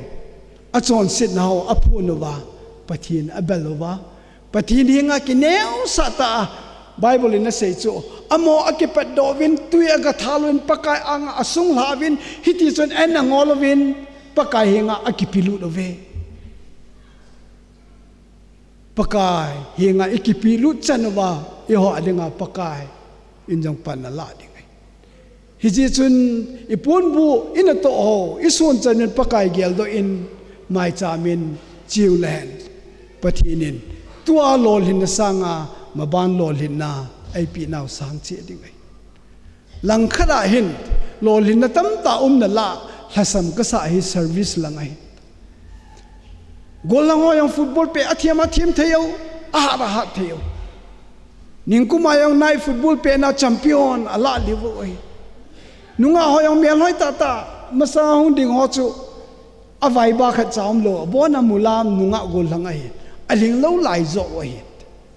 huneu cha khat dinga hi banga thanei ta lim lom ta thaling ta om na pa hi pathin phat thei bu na icha naw tam ta la hin thasam ka sa hi service ball hi je chun pathinin mabana doctor la hi engineer hi sipai hi ipi lecturer hi to ta ba hong ki sep do theina dinga hi pakaya pan iha la chi dingo hinten hi je chun zanila achai na in ka conclusion na zanila jubilee thu isai na wa jubilee ahong ki chaya aban hin kho aman be dingo pathinin ahil na chu ipi anasayam Leviticus bungsom ni langa chang som la ge hije a chu nang ho keima chon na dan jau si na juyo ba chule chon se dan jau si na nit keima chon dan jau si na nit diu hi chang se chu to jong na to do dingu a hi chuti le gamsung a lungmong ta a na chen thei dingu a hi agam jeng in jong agam ga pha hinsu do intin chuteng le nang hon na oiwa wa na ne wa asunga chu lungmong ta a na chen thei dingo a hi pathinin na thu phat thei bu han lang hi chi pathinin Israel te ho kanan gam am ho gam ta ahong chen tengo le kum som nga ahong lina haptasagi kumsagi ta ansim simwa Jubilee ahong lin pha da hile akiman cha na deu Jubilee kumzau tiang chule amaho hin kho aman deu dan khat hi anasei hi chu tunia i ho adanga yang pathinin asei hi ve hi tunin Jubilee mangta be pathin lopi na change ikipa ve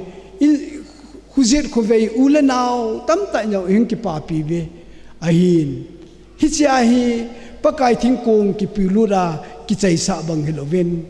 Israel te ho bangin atha ben lungtha ngai tu na tha pakaya dingin piu hiteven pathin thun ase hi ngayo hiteven keima chon dan jo sin ne dowa keima thu thu a nanu nowa na wa hele ipitim amain akhanna gamsunga lungmonga na chen ding wahi pathin phat thei bu na gamsung tu lai ta hi gam kichuna mai le te hon yong za za da bolovin kicha ti ya jong tam ta umahi ai la pathin lungdei tu te wang a bible pathin kitip na sa hen gamsunga lungmonga cheng ding ai ani na nagam gaw vin jong ga tampi pi ain sep ding ai pathin dan thu to ki to a chon ho dinga aga hi akhatna agam sunga lungmonga cheng ding ani na agam gan jong aga tam ta ta ain sep ding athum na ipiti am nangman noi wa ta na ne ding ai mi tam ta na ha tongin ha pangin ain la aga ne lo jong da kit lo he ya chu pathian lung to te chun lungmonga om no go kiwa aga atoga asuvin atoga aso hoyong oi wata na ne na he hichichu pathian lung to te ho pathian phat thei bu na ga hi tunin ehon jong hichan in lun na wa hen pathin ngai lut be che na le pathin hol be che na pathina ki ngai be che na ine wale pathin in igam sungo phat thei in bun tin pathin igam sungo phat thei an bu le nang le kei phat thei ai bu na hin lungmonga i chen dingo igam wa ito gaw isum hol naw i pai hol naw i ke na lam lo pathin in phat thei an bu ding ning ling ta aga tam ta ong ki sep ding hi chi aga ho chu lungmong se la oi wa ta dam na ine ding o hi pathin na thu bon chawa den phat thei bu pi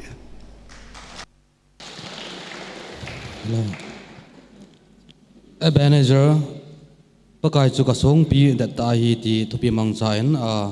Reverend and Lungdim Pastor KBC kamit number 19 in nei pitawin pathinin mabana jong alengam kelit benading in mangching dan ti chui taw na wa hi tuain phar bana chala kin tin labung hi women department ho nu te hong hin tin ata le ama ho ahing chai chai le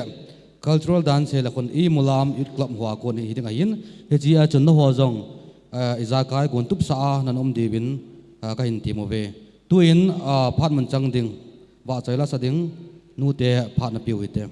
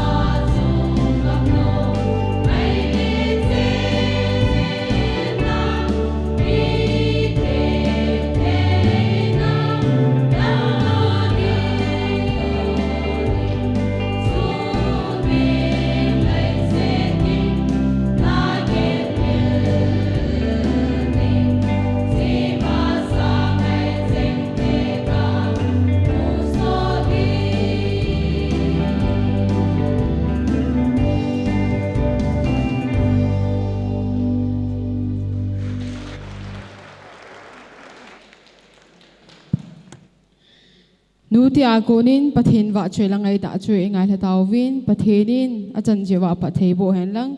tun phat ban ana chal ke wedin tua hi greeting message hi pu yam thong Haokip chief hi di hin aman phat hen la chai le KBC number 19 ho ki go san am digin kahin deme tun greeting message pu yam thong Haokip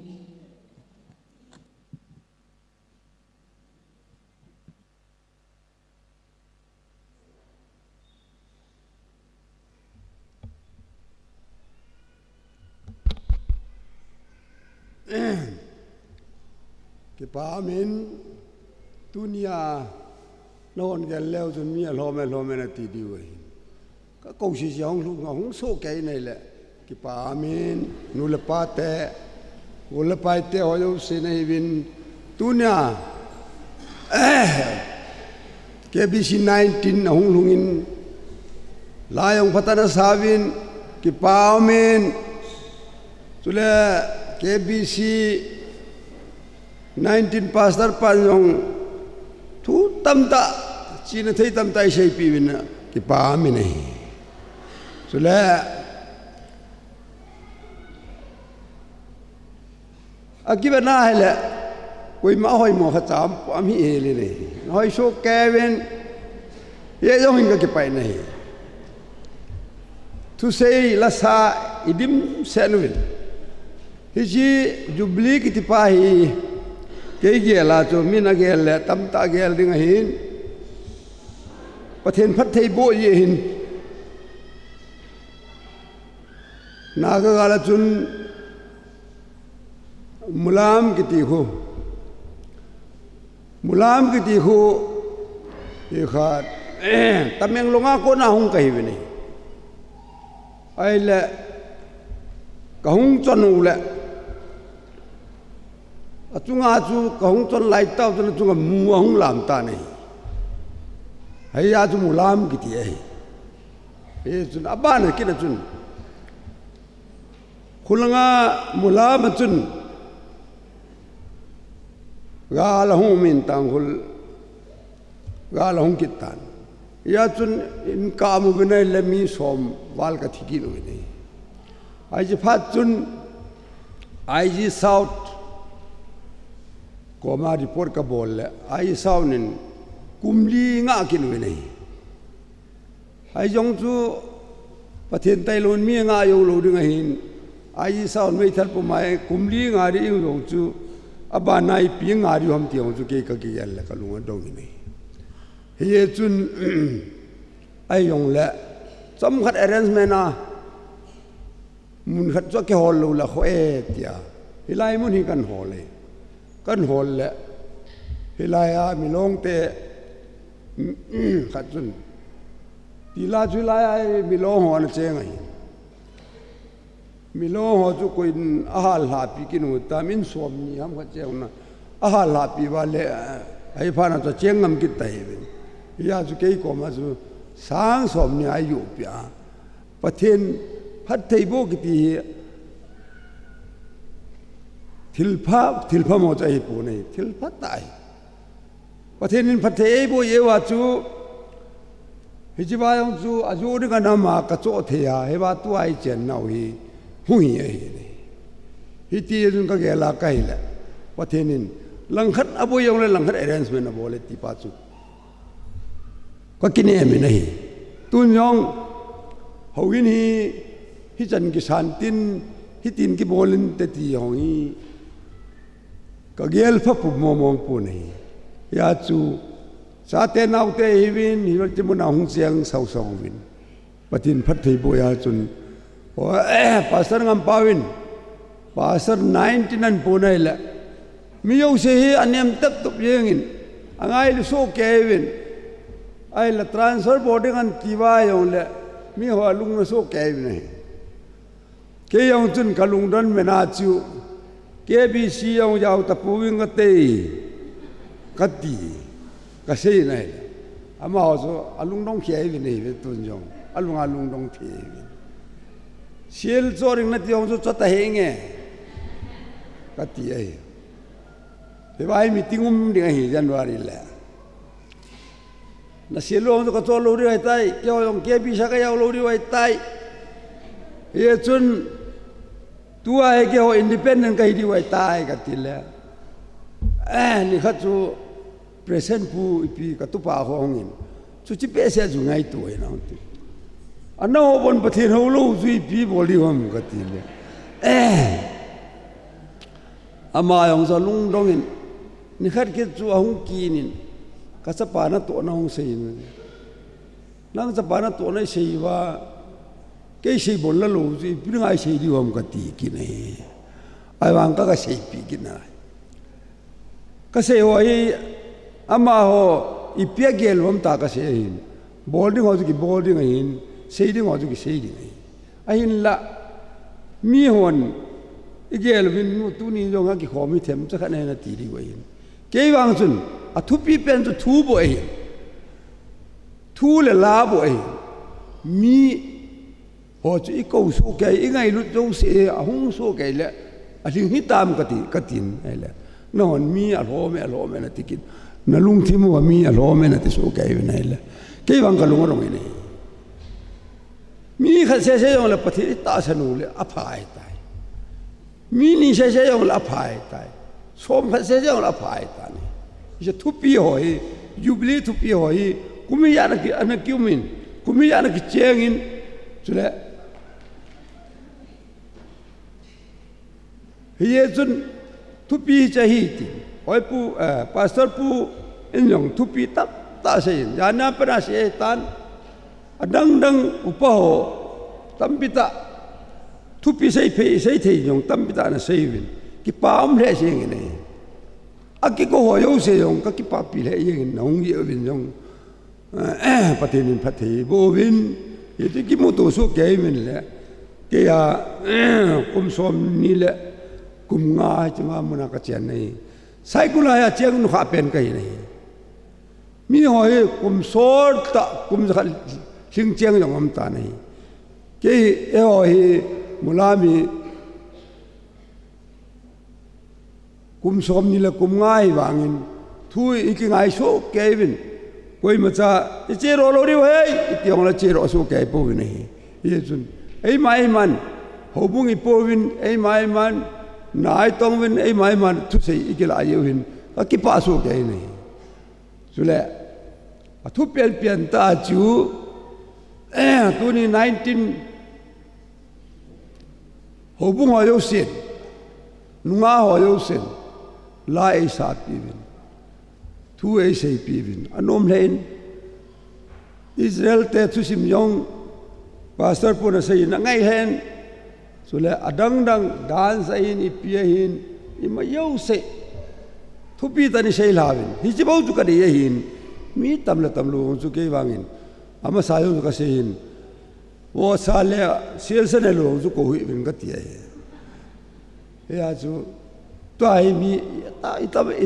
itam le jeng ta ve ka ti ro mi ni ai chu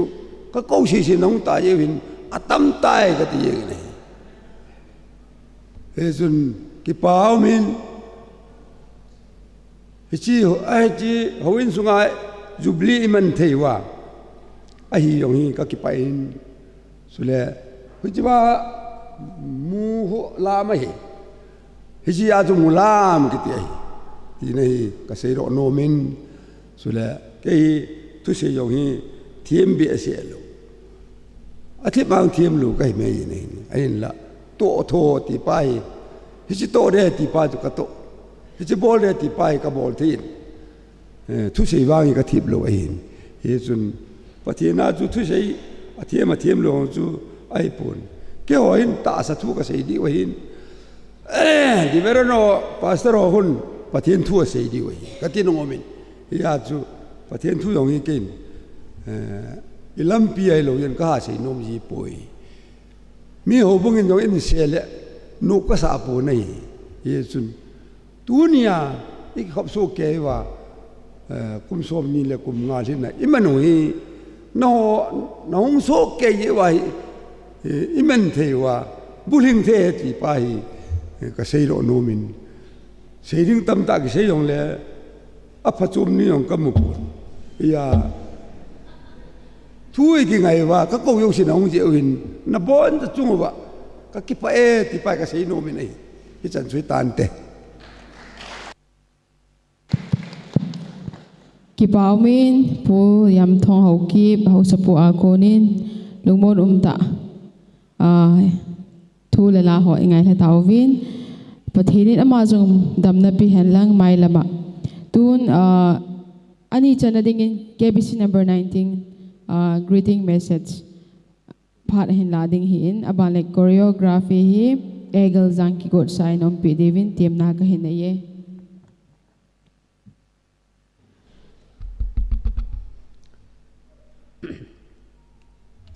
nộp lại đã lại hi hẹn năng hạ sát na gan thầy na itu la ju hi hẹn năng ikipa niu ni kho hi rong lệ e hin ching jing wa kum som ni la kum nga Jubilee kipa le thanom ta a ilim thei naw tu ni kho jong dam le bi na e koi wa ni kho thupi ta lo pi ta e mu sao ipau pathin thangwa na ka pi nei tunin hausa pu in Mulam hung do dol thuain seitan athu sim chu ivet na hile lungsit ta thua hi in hiti hi chon lang khanai seile Mulam chung Mulam yong so amin hilahi iko Mulam a hi in a hin la chung Mulam in hiti a chu hilai yong hi hiti a chu ipi ham khat ti chu a hin pup tha tabang Mulam su ahin hiti chun lunggel nei ta a chu tieng le khunungai pi hong so jong le thil ho zo si aboi na lo dinga ahin bol ahi je in hausapu tu ni kho in dam selin chu tieng le za chom lo lin na za chom jong ai nei jin ama jong tu ni in gambi langa ko nin jong za na sang ta ka hin pen chu ki tieng le pathen lung se nin tu ni kho in gambi sunga hin Diamond Jubilee ahelo le Golden Jubilee hin mang centenary chan ge yong mang di yong hobung aki umtan ahi in hilai hi tuni hi Silver Jubilee ahina lajin ahi in la igambi sungwa ding in center mun ong la in chutieng le tuni ni ko in igambi sungwa ding in hobung chutieng le ho in len pen jong hong hitan hi chi ho zo si jong hi gambi gel khon da la ngai lu na za la hau sapu hi in chu tieng le hobung mi te ho nei hi bin hi chan ge hi pan na hin la na ho hi na pan la na ho tu ni in Silver Jubilee ni kholo pi ta emon to kil honen gambi som la ko hobung som la nga in kan ki pa pi vin tu ni in ni kholo pi ta naman na ho ka hin o movin chu tieng la ka hung o move ti hi ki pa thu do la ka hung ho lim na hi han lang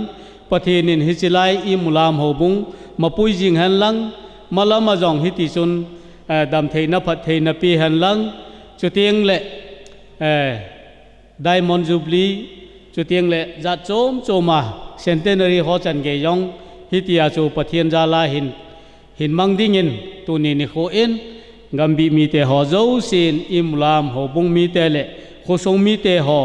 kipa na le phat theina ka hin pi vi nei tuni Jubilee thopi ta le lo pi ta iman naw imu naw to kilonin gambi mi ten jong kipa na jala ka hung kal son na wa i kham cha hi jong le kipa pi na vet sa na in thil pi nyau cha ka hin nei no movin hilanga Jubilee committee langa mi khat hung ven lang gambi in kipa thil pi nyau cha ka hin pi hung kisan ven lang he che chu tu nia dinga gambi in kan kipa pi veti lungthim le a hi lo le hitia chu gel mai le ai lo la hung la mai hi lo wa kam changa jong ka hin se do nei chan chu hin tin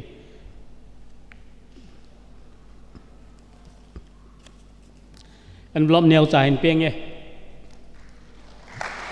he chu tunia dinga kambi in ka ki pa pi ve ti het jing na chu tieng le mel chi na thil pe neo cha ka hin pi o kam gum me ya hi lo wa vet sa na ka hin bol hin tin mi na se khil me ki ngai da mo hitin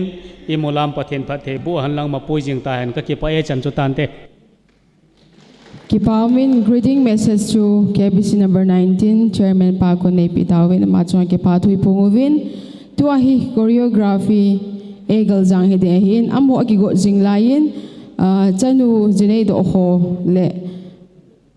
jajang hobung got sai nom pidingin temna ka hinai tun choreography egal jangten aphat hin kilodingin pakai menin temna ka hinai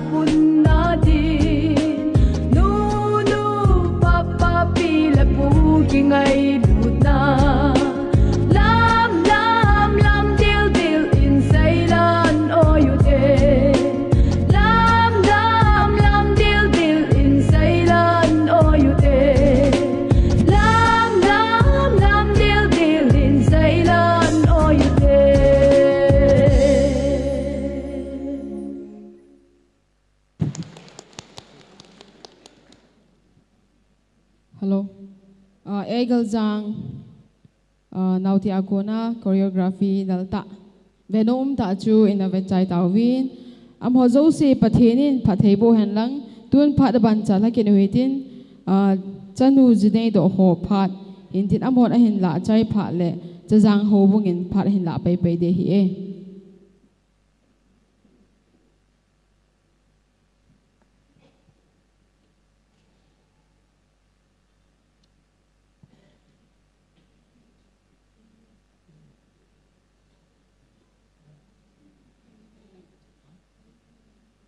Kakipa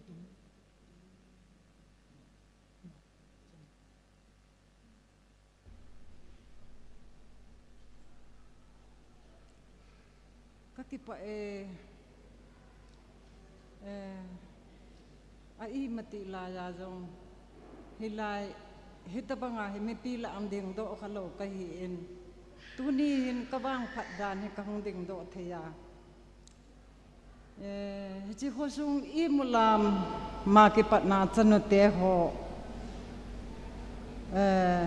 kin a hi in ahong ki sei na le kei chung a hin ahong ki not zo ke in ai je chun chanu te kin ami ka hepo in chanu te ho in hi chi hobin sunga hi chi hobin sunga thil koi na dinga al mera khat ahin se mobin ahin se mo chu idi ka sai di ahin se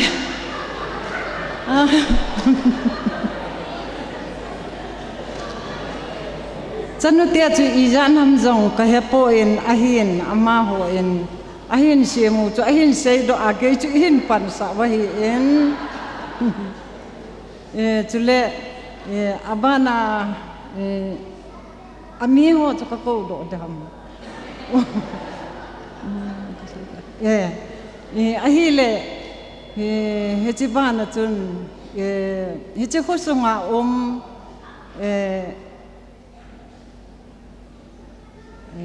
bolang lun humang in sunga ani te ho in zong he chi hop in hopum mi te hon adang cha pha no le cha aki om na dingovin ke ho in sungen zong bel kang khat kahin cho bin hi chu ahin cho ho chu ke ma ka hi in ka ho hi a hi le happy valley hi in ke ma hi ka ku ma hi le kum som sagi le kum nga ka hi ta in kim boy pa hin e het so ke ding a hi en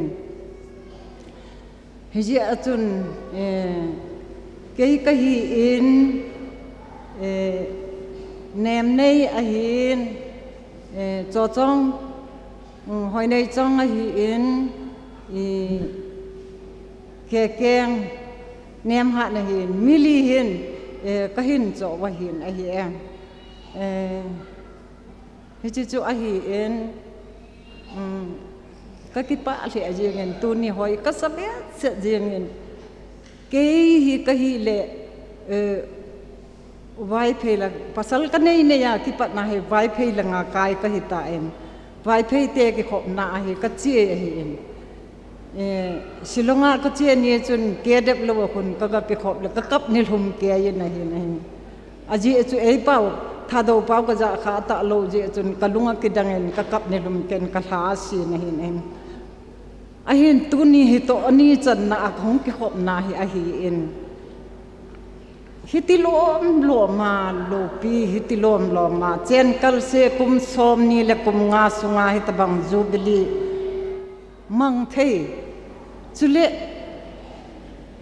a khosung mi ho jong hi tu hin mi ko ma sei leng các cái bạn nó thu thì các xây riêng thì ngay hiện hồi man dòng ấy ngày nôm bị địa lộ đàn các cái bạn bé sẽ nên nôm các sẽ bé sẽ nên bắt thiên lộ pi nó ho thì à thu khát là chun à kim voi pa hin phu sung hi bố thầy lộ ấy lộ lệ ý tí ham khát nên lạ xăm nó tam pi này hẳn năng hay dòng lệ à phu sung ngã chiang mi tia hồn tôm ngày nào lệ pathina na ha naw akilang jet jengin ka kipa bet se ni na hele ka sei tam ta na he em je chun bial long cha om na en ka kipa na je a ka the sei ho ka sei khel ka sei wal ประเทศมินในไงดำมันลังให้จันทร์หิตเอกเสนม Kepamen ipina inu uakunin holim na nang aitabin. Chano jinay do sa ho adang nakigot na na layam. Le henu taylaw am adang nakigot na jang le apano. Chano jinay do sa ho.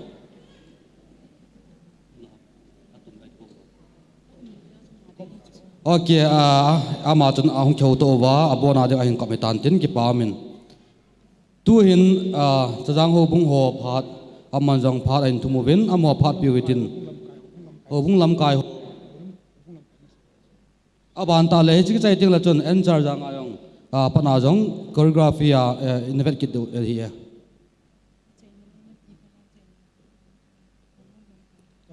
Tajang ho bung ho phat piwitin.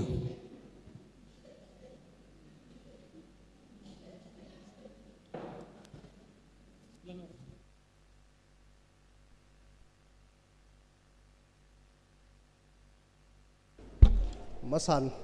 tuni 25 som ni lengal hin silver jubilee ang khom jong sin na bon sa ka ngai lut na salam kan bol we mulam hi ini wa pa na tu siminiza na jong sia anup na sanga ha na tamta gan theina tampi ani ki zain lung se se omin tuni kum som ni lengal hin na khusumi te ho dam sel cha pathinin phát phai pi wai man theu hi kiwat le lo pi ka sain ki ho chayang ho bung tiu chu sei khil du ho sa ho salang zo hin ngai lut na van san na in thil pi khat bel peng khat kan choi win chi jubilee committee ho nung set tan nung san pi diwin tim na kan ni secretary pu ha nom ham nom na thil hun choyo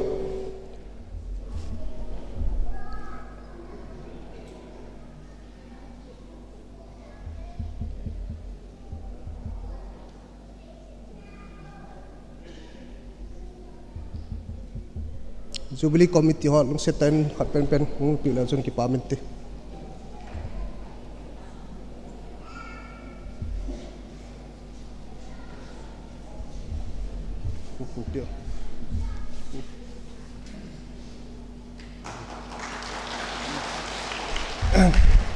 chicho ngai lut wat san ai any kitchen jing ni wa kan pi hin kusung chayang kusung mi pi ai pi we ti any kitchen pi diwin kain ti me thinin dam nei pi win tin ma ban azong kum song mal hin na hi ho dam sel cha hin man kit the diu jong ikin ep na pumini taw na we ka ki pa e ki pa men pha jong chu ong kino ta in hita thon chon chang ho sa pu a kon in jong phat thim ta na hin mangin ki pa thui se na hi tu hin aban ana chal hawi tin ise ma wongin choreography chu en char jang ho am ho akona na hin tin am ho ong ki chai le ki pa thil pi jubilee committee ho akona jang anum pai ding a hi tu in en char jang ho phat na pi wi te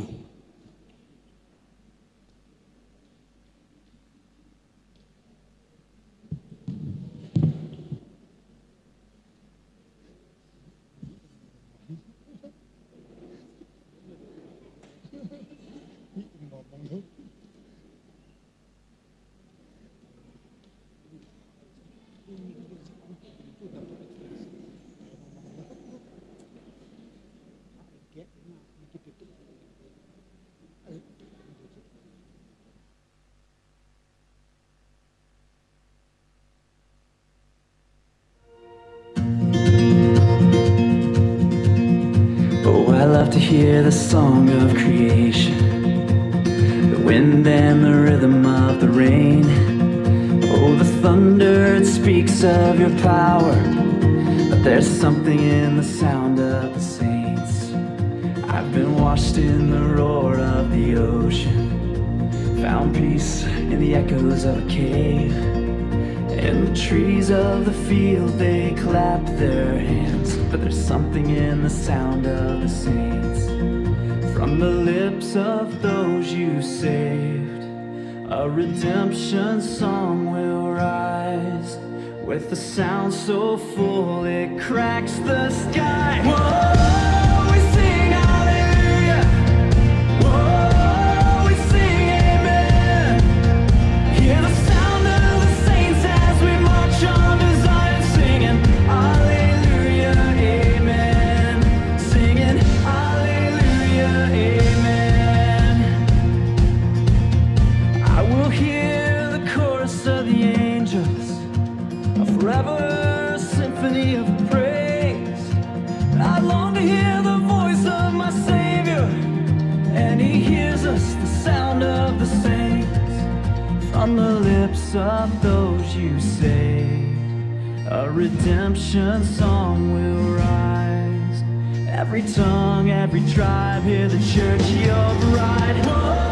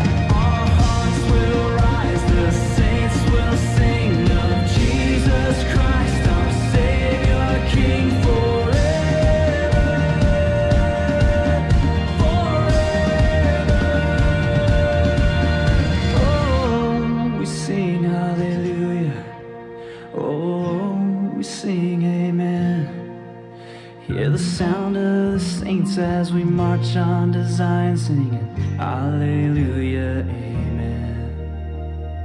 Hallelujah, amen. Whoa, we sing hallelujah. Whoa, we sing amen. Hear the sound of the saints as we march on to Zion, singing hallelujah, amen. Singing hallelujah, amen.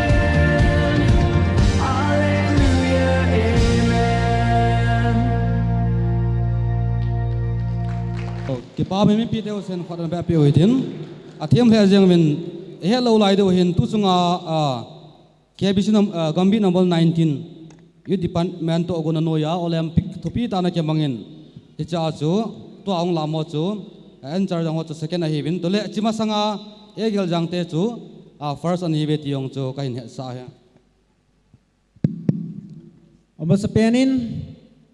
mi pite ho zo si kum som ni lenga ilhin au Jubilee chipai salam kan pe ne ki pam le jingin phan hin la sau talowin tunia tua hi ke hon tu kum som ni lenga iman na sunguwa chanu znei do ho khusunga anaki chou do satta ho chule lam kai na pu pite ho thilpi neu neu ka hin nei deu hin hechi program chu achom lam tan hin lawing ka ting ama sa pena dingin tua hi kin alhang pia kin sim do ting le secretary pan detail li suan phone do ding he ti to kan sei hintin ama sa pena dinga yung pi divin tunia minister ai pan piu pu reverend ngam khu pau hung dim ama yung din do piu le ke pa mente ejina dinga chun treasurer pa aban kina yung din do pi ke divin Dr. James, Chief of Eco Mulam.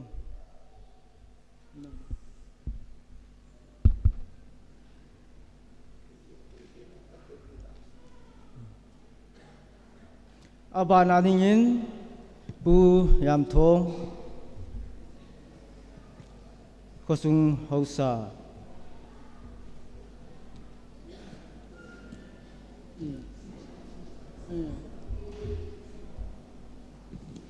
Ako ma dingin James sa to ma dingin ako min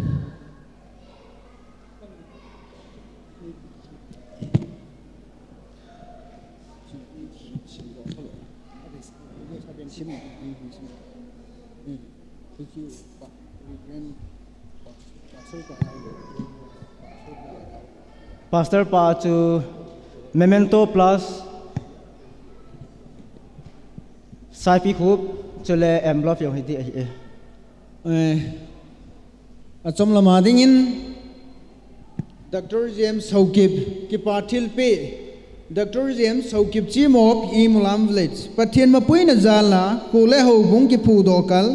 kumsom nilangal hinna silver jubilee mannadinga hung phalta jubilee stone donat ni hin bol pi now ki pana zalin ki pathil pi hi kahin pi ve Ebenezer does fall the Lord has helped us for somewhere chapter 7 verse 12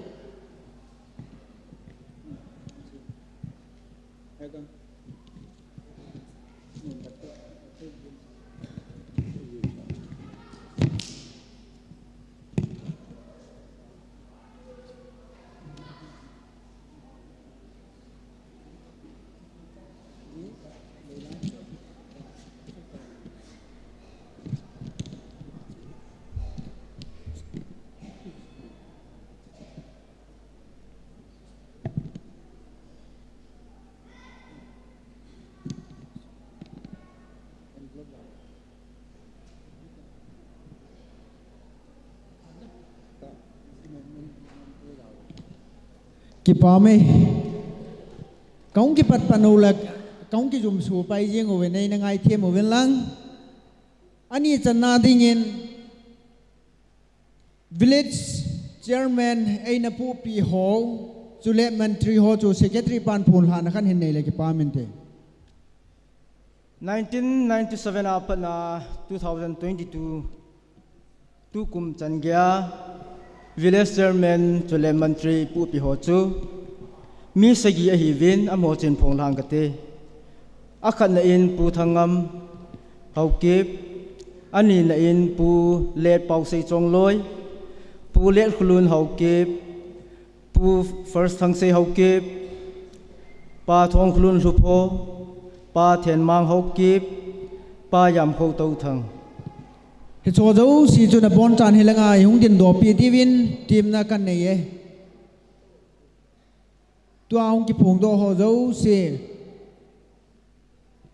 village mantri ho si chu hilanga hin din pi vilang chairman mantri ho si chu line hung ki gol jeng ovo abana dingin uthangam hening boy hungo hungo ki gol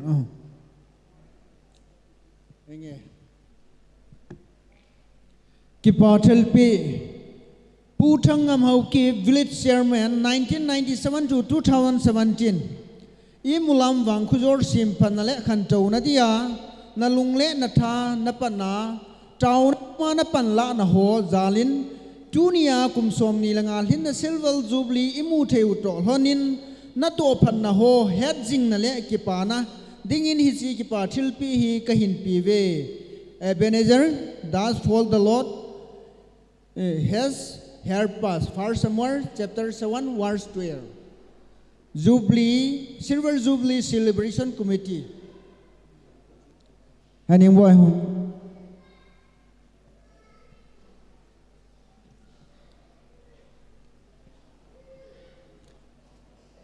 abana mantri aina pu pi ho i hello tam kharben phung la kino pu pau sei chong loi pu let khulun Haokip pu pau sei chong loi pu pau sei chong loi amam lu lan sung mi te khat pen o chi da na hite abana pu let khulun Haokip abana pu first thang sei Haokip ta abana pa thong khulun lupho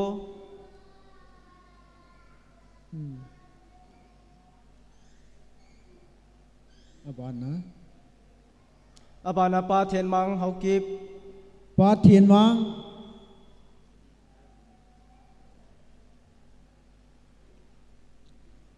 abana pa yam khâu tâu thang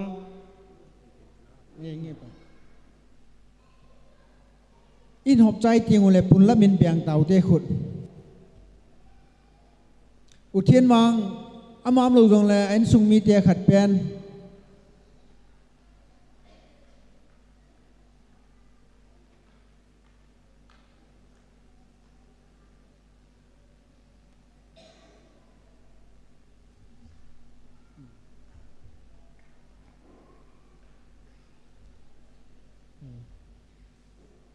abana dingin tua chu ahung lo ho yong mi phep khanamin hi cho do si jun zo ti le koi thot them ki betan tin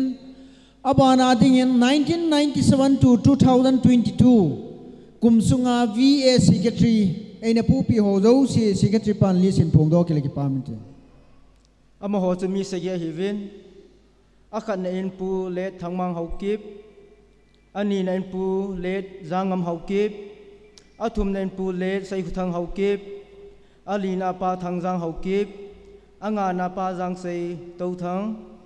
agup na pa thango mang Haokip asagi na pa paumin thang Haokip akhat chan na panin ban banin hung do vo khat na pa le thangmang Haokip in sungmi te hung do vo thi them anina pu le jangam Haokip let jang athum na a pu le sei khuthang Haokip in sungmi te abana pa thangjang Haokip abana pa jang sei abana pa thanggo mang pa paumin thang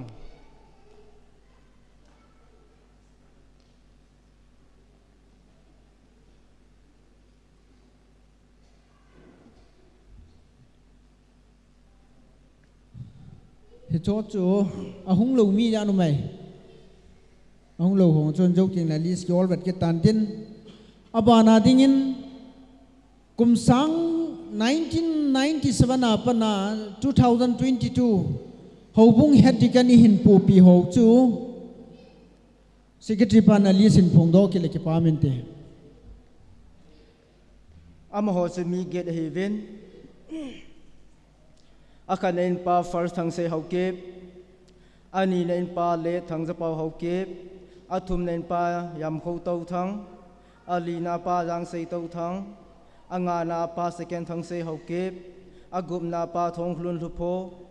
asagi na a pa on ngam Haokip age na gol hang khaim len Haokip na ho si jong do ke no vole aphan hi ke no thim ta jin vel sei kit nga ta loin amum chu hung do thu jing deu he o kino na thui loin apha dung ju yai ke man cha deu he pa far sang se Haokip pa le thang za pau Haokip pa yam kho tau thang pa jang sei tau thang pa second thang se Haokip pa thong hlun lupho pa ot khungam Haokip gorang khai milen Haokip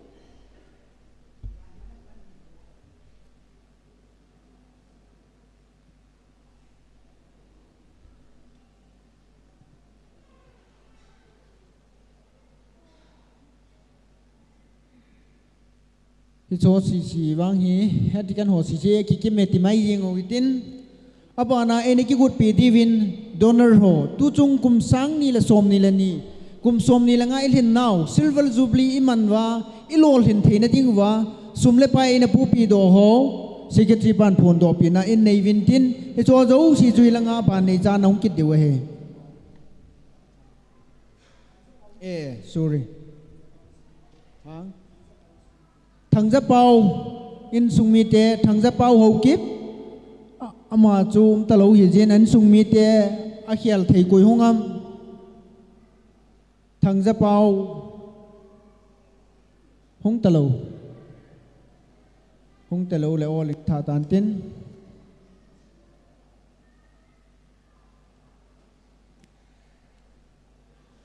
charge secretary hobung secretary ena pu pi ho si cho li san phun do ke de ama ho mi se gi heaven akhan na in pa le sei tau thang ani na in pa tong jang khong sai athum na pa pauzal Haokip ali na pa thangjang Haokip anga na pa first thang se Haokip agup na pa mau kulen Haokip asagi na pa thango mang Haokip nang ho si cho hung do thu kin vô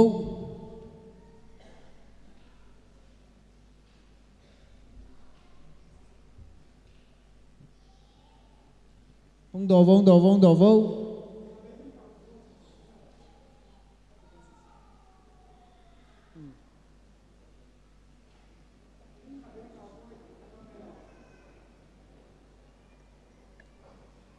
tua secretary ho cho hung pot do ta vô hego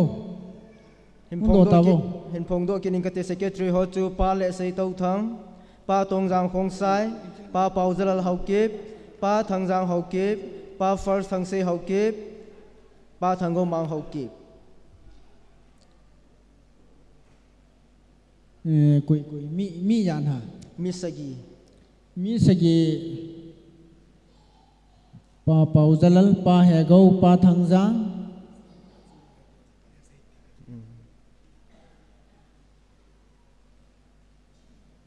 abana kui ha hin tha sei tero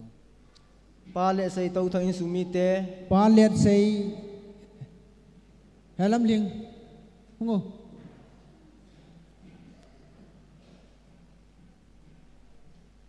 abana pa tong jang khong sai in sumi te khat pen pa tong jang khong sai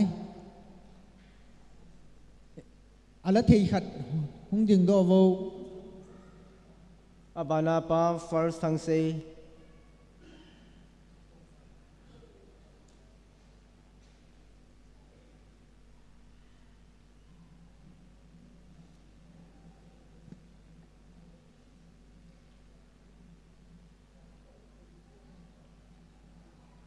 last secretary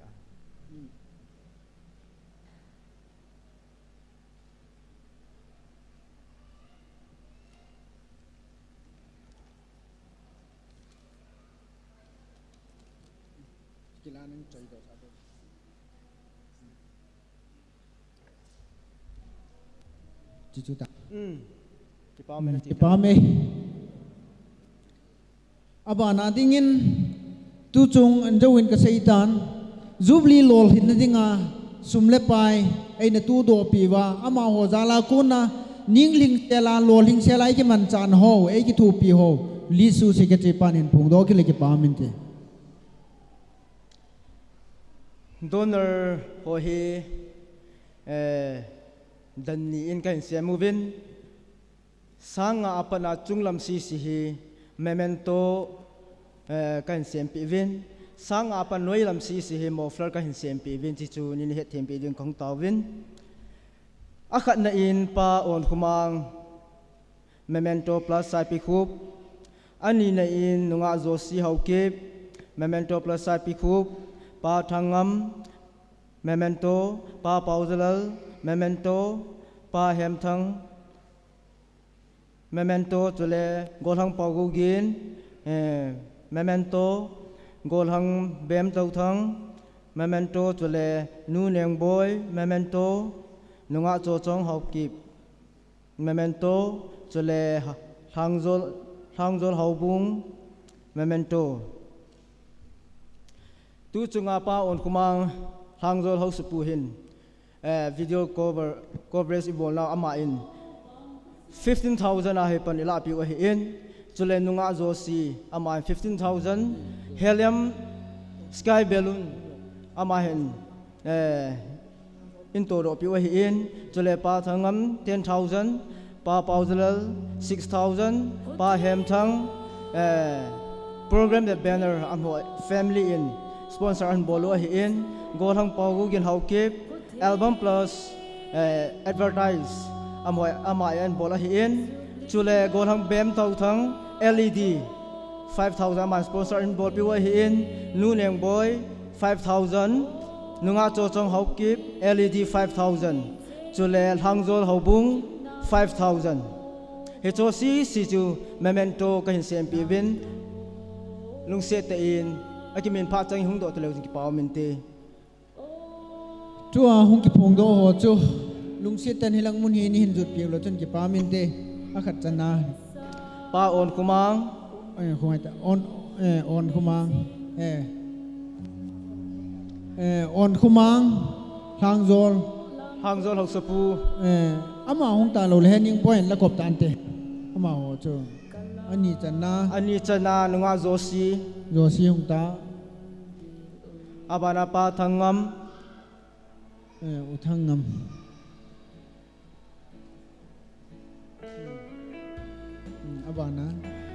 abana pa pauzelal pa pau keng abana pa hem thang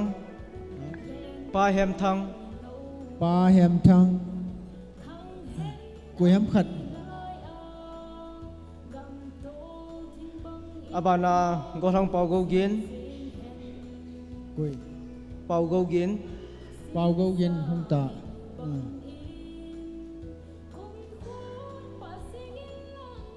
abana gothang le go thang bem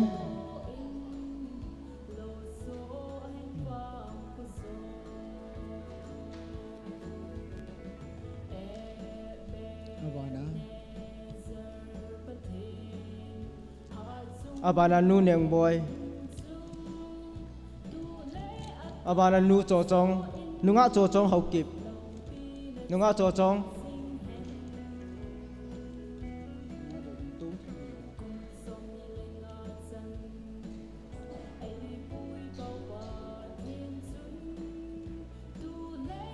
hi chang si chu sanga chunglam ai pu do piu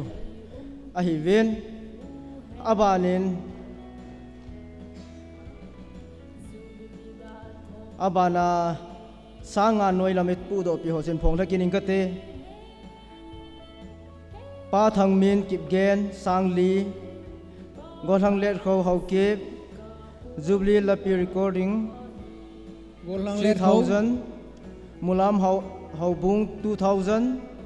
Nu Neng Cha Haokip Imphal 2000 Go Thang Lun Khumang Haokip Sky Lantern 1500 Go Thang Thang Mang Logo sponsor 1000 Nu Lalam Kong Sai Banner sponsor 1000 Go Thang Paune Wipe Banner sponsor 1000 Pa Jang Sei Tau Thang Church Bell Hitang si chu lung se te in yung do pilo sing ki pa min te avele hin phong do kining ka te pa thang min go thang min lo aban ban pa thang min ni ning hungo aban ne hung ta abanin go thang let kho hầu neo go lang hầu neo hello abanin amin ki phaw chu aga na thei pen hong do ten ki nga tu lovin phara ki no tain go lang hầu neo abanin khului mulam haubung hediken lo hitam abanin nu neng cha Haokip Imphal hegang hầu sa pu nong la pi la pan te nieng cha namong nu abanin go thang lun khumang go thang thang mang abana nu lalam khong sai abana go thang pau ne wai phei pa jang sei tau thang amho hin amale in sumi te hin hi chi hawina dinga he pung da sang som thum le sang ko man khat in to do pi wa hi e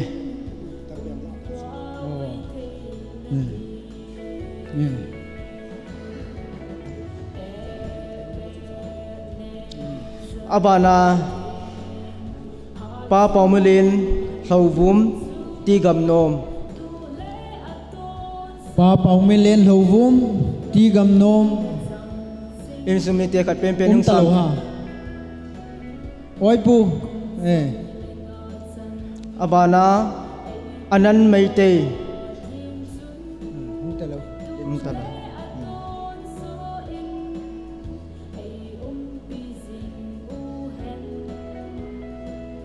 hechito banjomin pastor aina pu pi ho mili ka hindei thanvin am ho choi le pastor le sei pastor mangpi pastor sat min len pastor thang sei ama ho hong le hong din do pi vin tin a khia lam nong le a khia la pi thiam le lung sit ani hong din tu le ki pa min te pastor anaputa sa ho pastor le sei pastor mangpi pastor sat min len pastor thang sei khat chang ta lo na ala pi the aban kin adinga chwa hi huwa kuna anaki choudo ta sa ho huwa kuna anaki choudo do ta sa ho chu secretary panin pung do kit hanu pa le khulun pa el thangboy pa athong pa tongjang pa luchon pa jang pau pa thangmin len pa le jang pa pau len pa jang sei pa chung khen pa se thang pa lal thang pa khup mang pa jam pau pa ne khugin mi yan hungai mo pa le khulun te hung dam hung talo pa el thangboy hung talo pa athong hung talo pa tongjang hungai mo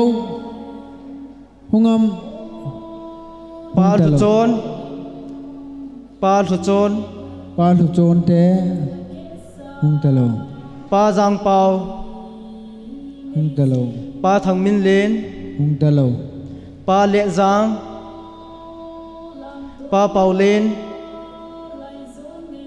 pa jang sei pa chung khen pa se thang pa lal thang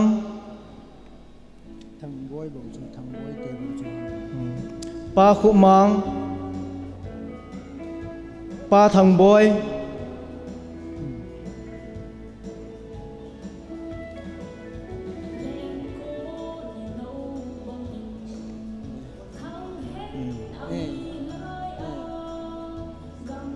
ki pa me lung se ta hin aban kin adingin aung ha aban na abana chua hi khusunga kuna wang phan na ti ding ham wang phat ding ti ma hin ten hi cha kuna anaking nei do ta sa ho sanu je nei do sa ta ho ti chu hung hin tin hi chiwa dinga chu nu hoi lam a hin ama sa pianin ama chu yung ki piu le ki pa min te adang chu secretary pan phung do no nu lam khu them nu thing nei hoi hung do thu vô nu chi nei thing nu lam nei wa nu chi nei hat nu chong zau dam nu ha si nu ting nei wa nu nga nei chin nu nem nei neng nu tin boy them nu neng nei lam nu kim nei wa nu hoi nei chong nu Catherine nu lam nei nem nu ha nei thing akimin pha chang si chu bel ko talo ben lung se ten hung do pe talo ki pa min te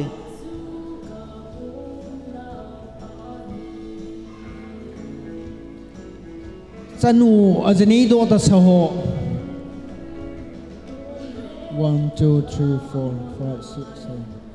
7 adang talo na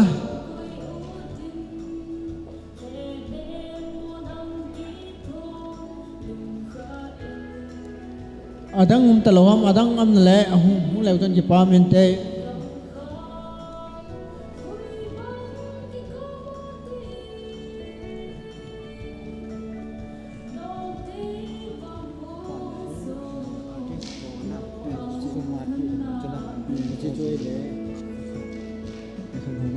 sponsor pa thang min le pa u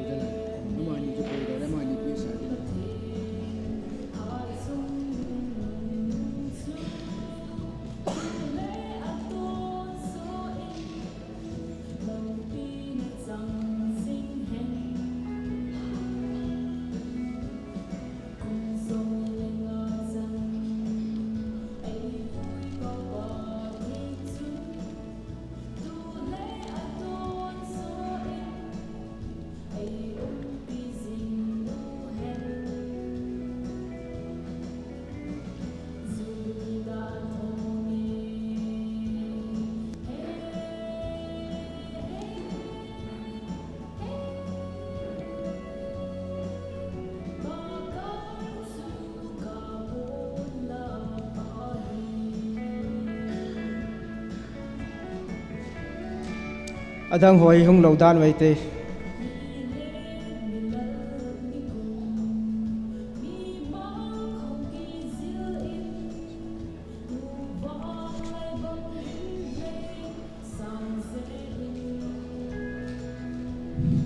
abana dingin artist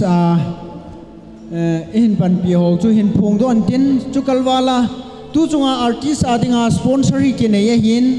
sponsor ai hin pan pi ho pa thangmin chule pa pau keng nang ni silang an hung do ma san lang hela chun ki pa min te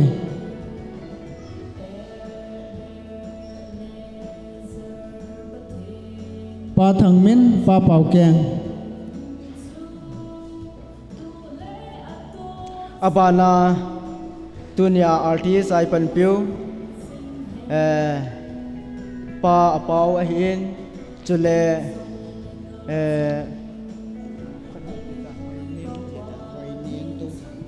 abana na hoi neng tau thang lung se te in lang te ni yong langa hin hung do la ching ki pa min te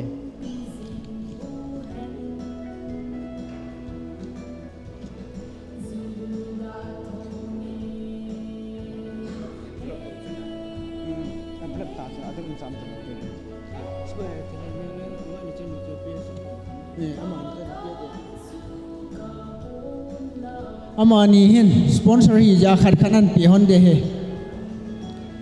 nu chi nei ningin pu apau ama in pile pante ama hin sponsor nan bola he nge ki pa me abanin boy si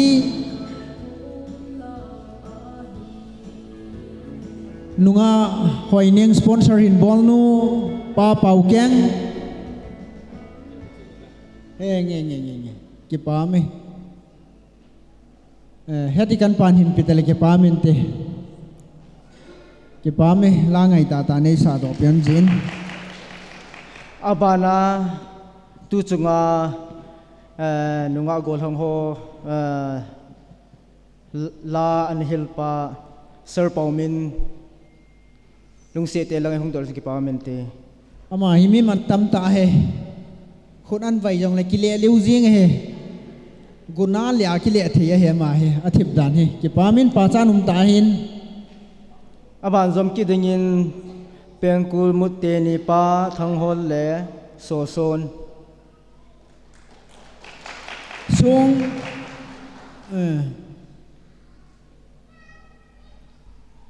abana la koi la lam e hil pi pau pa dem thang gang pizang khát pa chung đầu ta anh nhìn pick up tele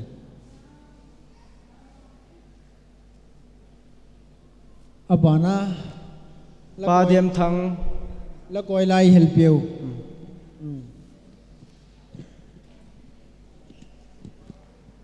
aban kina choreografia yung lam piu en chaljang chapong ho chule e galjanga chapong ho chu lam kai ho khat pen pen nani ni honin hung pe pe hon chi pa min che lam kai khat pen pen en chaljang chule e galjang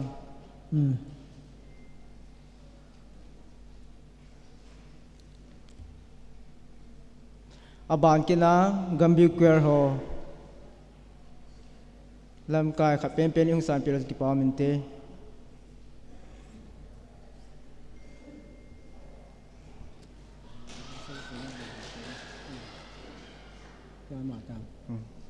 abana ngin tu chung silver jubilee adinga lol hinna inei na ho lol hinna ki ti hi sa a kam hei lo te hi lo jevin silai bui piu pa mang sei Haokip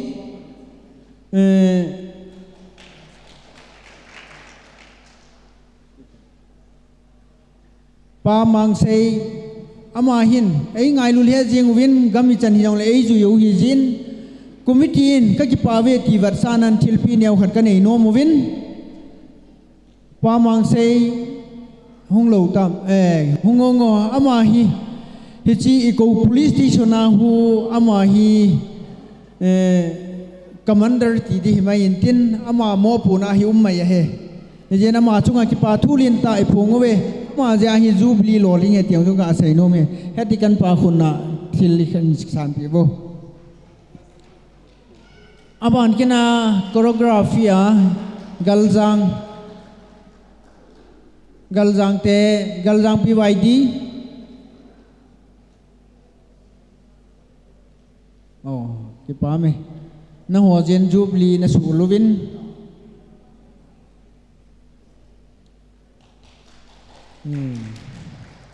aban kina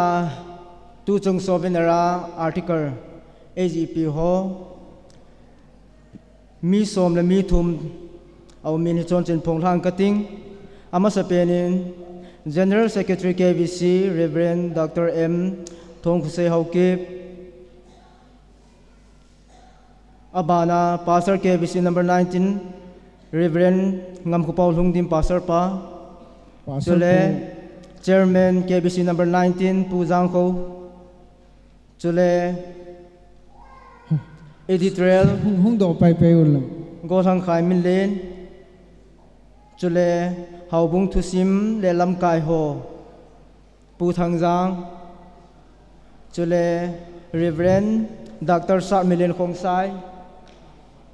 chule pu mangcha Haokip gang pizang pu cho chon Haokip MPS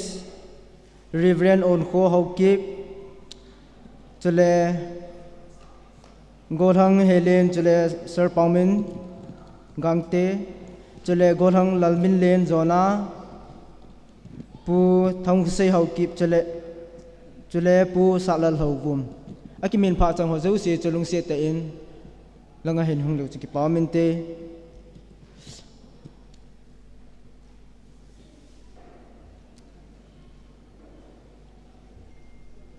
General Secretary KBC Reverend Dr. M Thong Khuse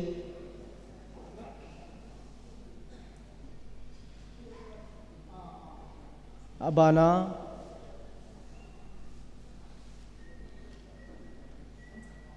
Village Chief Puyam Thong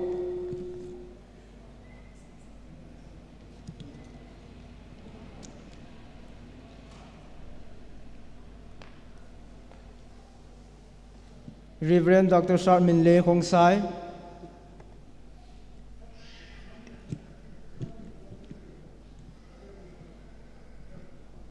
Pu Cho Chon Haokip MPS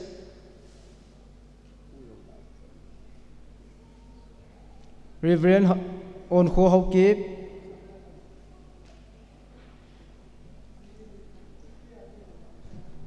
chule Sir Paumin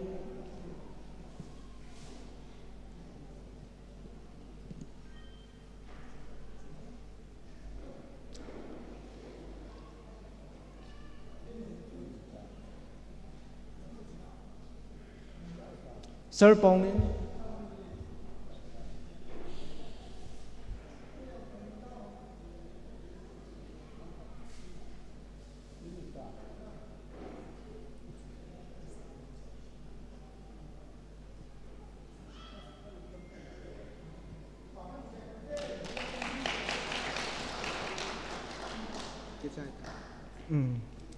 adang CC he avat nilha lang lehin hobdo na umki ding a hiin hichi a hin lam kai ho si sin kehin bolu kehin gon nu chang wa hin bol khial mintin sei khial mintin to wal mintin he cho zo se hi pakai mina ni ngai dam di bin pakai min kong taw bin hi abana dingin azo na pena dingin tunin ilawa hongtha cycle mi yorpa amazon hongtha in thank you very much sir Mayor Bupe Sharma thank you very much as a token of love and remembrance of 25 years iko Mulam Silver Jubilee and presence of a traditional suit. Sir, please come.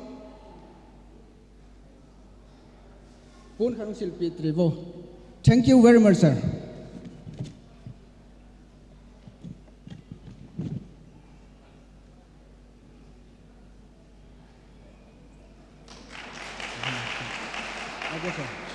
Thank you very much, sir. Hichi chu tu ni huin ki pathil pi chu ahing tai ti na momang zo hi pon a hin la ni la lang ting le nai program kin alai hi jen hi chiwa ki pathil pi yong tam tam kin alai hi jen tu te dia Jubilee committee hon ka hin bol na wa bol khel bol wal sei khel pakai minen ngai dam kan thom ve ka ki pa ve tua hi cultural dance hi Mulam Youth Club hi de hi in amon phat an lo chai chai le special number hi guest artist Hoikim le apawin ki go sign biding ka hin temin tun cultural dance Mulam Youth Club den aphan ki lodin ka hin kauve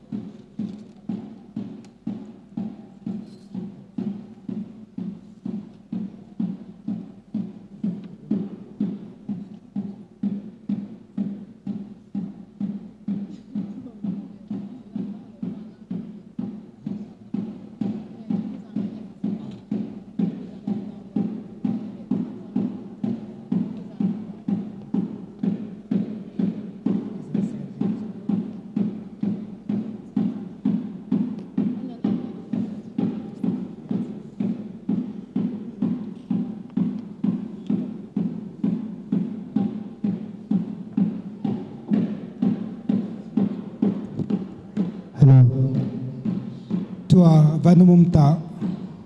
cultural dance Mulam Youth Club in Boli tolpi lop lam kiti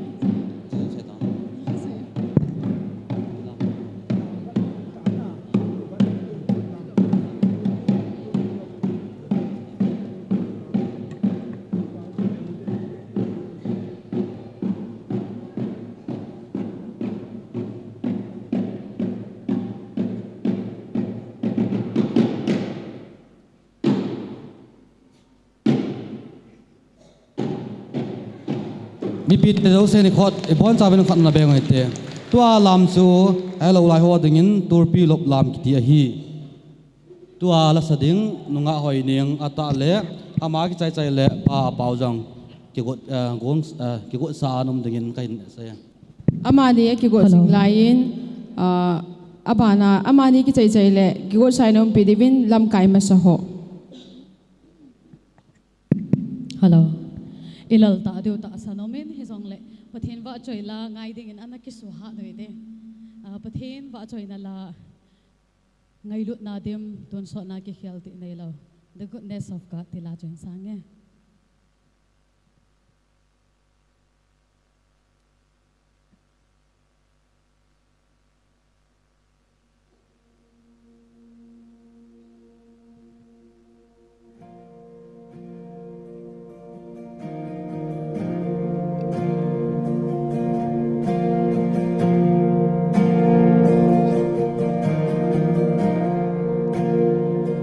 ngày lụt na dim tuần sốt na ki khel ti nei lo a cha te dia khutuna koi sing pa nang bang pathin dang lo o le le van chunga tha chung nong kapathin unang nahi Phật si sa nei pui na ho hin lung dam na sai la e oi sa si mai lam hin ni khu chen zong na ngai lut na khut sungin kahin lane ahu lang sing nei pui na kitang thu sim ho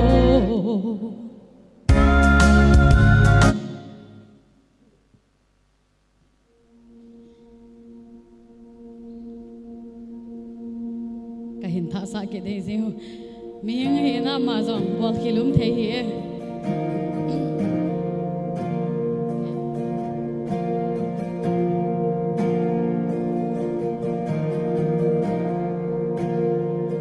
ngày lụt na dim tuần sốt na ki khel ti nei lo a cha te dia khutuna koi sing pa nang bang pathin dang lo o le le van chunga tha chung nong kapathin unang nahi Phật chi sa nei pui na ho hin lung dam na sai la e oi sa si mai lam hin ni khu chen zong na ngai lut na khut sungin kahin lane ahu lang sing nei pui na kitang thu sim ho kalom si boy chu bang pui na nei chang ho nei pui na ho ki bang lo o akidang nge kadam sungin nei pui na hai mil lo ding Phật chi sa nei pui na ho hin lung dam na sai la e oi sa si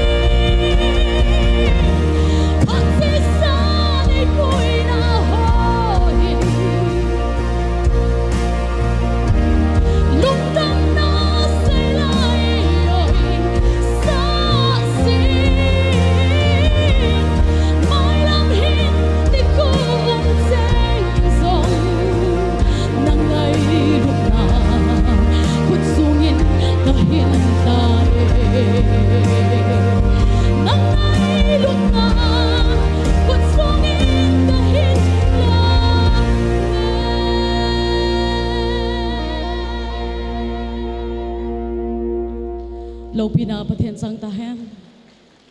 โอโลปีตาโอกุนตาปีประเทศโซโลปีนาจังทันหลังตุยนาบานาลัสดิงป้าเป่าอามาพัดกันเปียอามาองกิใจใจเตียงแหละลำกายนะปบลำกายมาสะหอด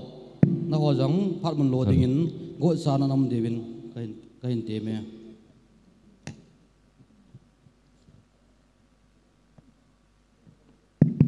ฮัลโหลฮัลโหลcái một số thêm ta đây một số lầu lai không không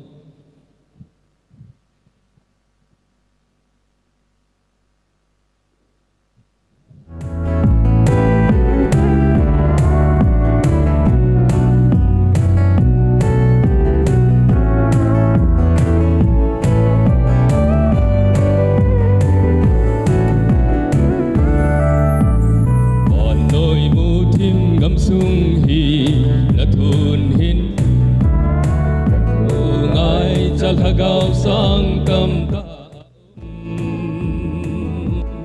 ta sa dang cha ahilaw hagaw dang cha ahibe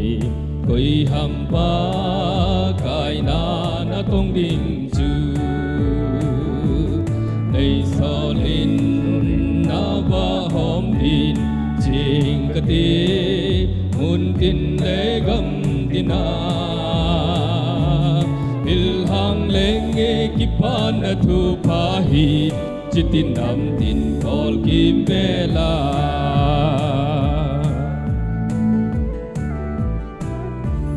pakai na to dingatam na tong ding mi alhomi koi ham pakai chang atho ma chi ding chu chang khop tu phat alhing tai chang vui a koi so gam tai koi ham pa kai na tong ding chu nei so lin na ba hom din jing ka ti mun tin le gam tina ilhang leng e kipan na thu pahi chitin nam tin kol kim bel a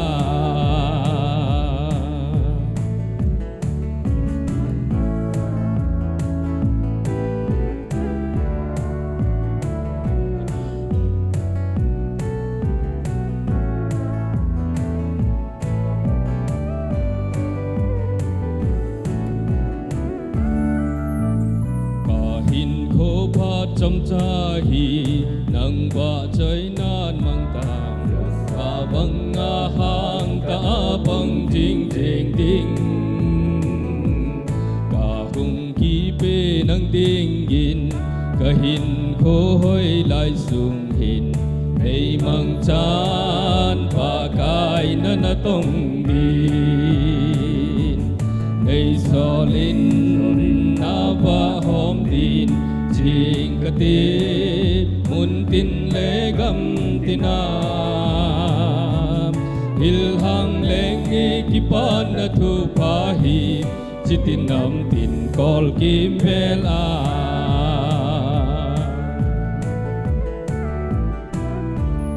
kapatid thang wan nam tahan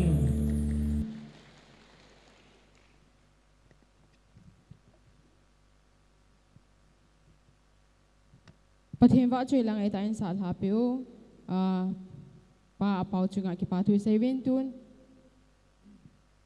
aman pha hen lo chai chai le mi pi la sa khom ne Jubilee la pi hiding in queer Jubilee queer ro ki go sai nam ding in kain te me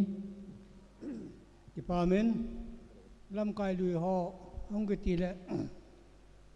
het de kan lui ho hin secretary ho hin ki hon jong ki ho memorial dingin ho bunga til khat ka koi nom ben tam bi sei te le win chu lam kai lui ho la khanin hin sai do wen lang ti ho bung lam kai hon ung la pi le sun ke pamente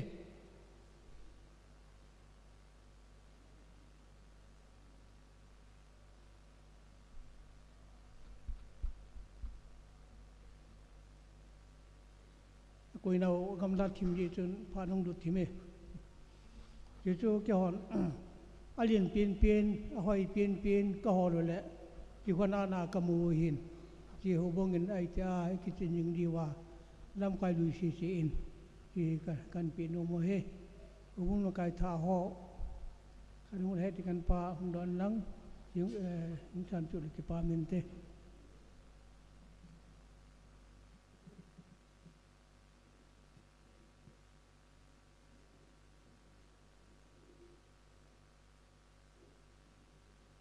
Bunglam kai Sante Yongle by Village and Church Leader 1997 to 2022. It's here 1997 upon 2022 kola hubunga lam kai anapo zo state kela to ne ahe it's here tilpi Jubilee kipana tilpi anpi here kipapena ko te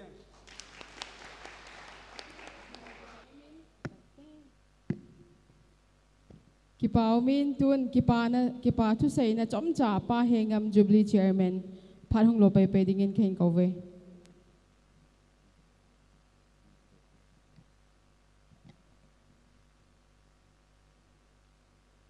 Kipam la jengin tuni ni ko phalo pita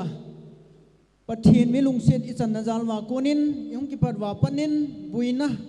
lo hilin dama ezo sawa ipau pathin thangwa na le lo pina soyan nai pi ve nei adin tu kum sang ni la som ni la ni hin Jubilee ahung ki manding ki ti hi sumle pai balance zero balance ahung ki pan han lang hi jong le lol hin na hung ki nei na ho hi mi dang ji wang hilowin khusung mi te jil ka nga ule nau te ho pan hat na zal le na ho ki thu pi hat na zala ko na hi sumle pai hi lol hinga sumle pai tha hat zala ko na hi Jubilee hi lol hinga hi ti hi mu chin mit mu thei khana hi jin sumle pai hin tu thal zung hin pu lungyal ngai tu hin tu ho zo si chunga ki pa thu sei zo lo avel velin ni pong vi nei adin jong ki pa thu sei na ti ding in tuni ni khwa artist te ni hin chule adin article az pi ho hin greeting message az pi ho hin chule hichi number 19 center number 19 queer ho hin nunga gol hang party za chom choma kon han lang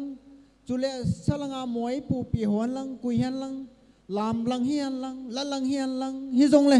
na ho pan hat na za le na ho ki thu pi na za la kon in kin te ho hi lol hing na hi jin na chung chi wa ki pa thu ka phungin na thil pha pol na ho zo si chunga pathinin azad jan mar som phathei lingsen na bu taw han ti chu tuni ni khwa ka ga sei na chu hin tin hi chi chu ki pa thu sei na ka ga sei na chu hin tin ani chan na choi le tuni hi mulam lai zone mulam ngai lu cheng hung kal sung ho zo si kam hei lo wa na ki le diu ka nom povin lung si tin in zo ting le atui lo thu chu ma hin nga zong ki hunin sil sa ki hunin vo sa ki hunin e bon chawa ne khop se na enewa ikile diu ti chu ikingai lut naw le ikilung se dat sa naw hi ding hi jin hi ju na ho zo si an na lo wa na ki le lo di wa hi kam hi lo wa na ki le lo hil diu hi ti chu ani channa kan se hin tin an zo wa bowling chu an ki ball hai khat kit choi hi le an ki ball hai khat chu khan amin hi chi choi le pau min len Halloween pau min len tiute e samote pau milen el chajang pau milen chi mop el chajang abana pu pau milen lobum gamnom village amani chu hilanga hungdin piula ke paminte el chajang ho se pu abanin ti gamnom pau milen alim hon rong hi oi pu thim hen hon hona ki lom thim hon he len hungo ilang lang aji cho mani hi ki pathil pi len ta ki pinomin ai hina mo ngau hi tu chunga hi chi helin hi gamnom pa hi sumle pa yong ki sei ta lo hin aji cho ma chung hen ki phalam na len ta ki nei yin samaina ei cho piwin kin ladong ki nei ting na sumle pai tam ta tai tu do piwin tu chung Jubilee adinga in yes aga ki bola hi sum ki sei lo hin a hin la aman hi chiwa ngong chun dang kai janam kanin pikinuwin achunga ki pa thu lien ta sei zo lo avialin aki phongin he na til pha bol na pathinin in sung mi te phathei po ta hon ki pai abana dingin hichi el chajang ho sapu ipi masanguwin hichi khusunga dinga khusung thin suna ti ding ham khusunga dinga mai chaman sim masapen pu let lam kip gen amazong hilang ni ungdin pila ki pawmente pu let lam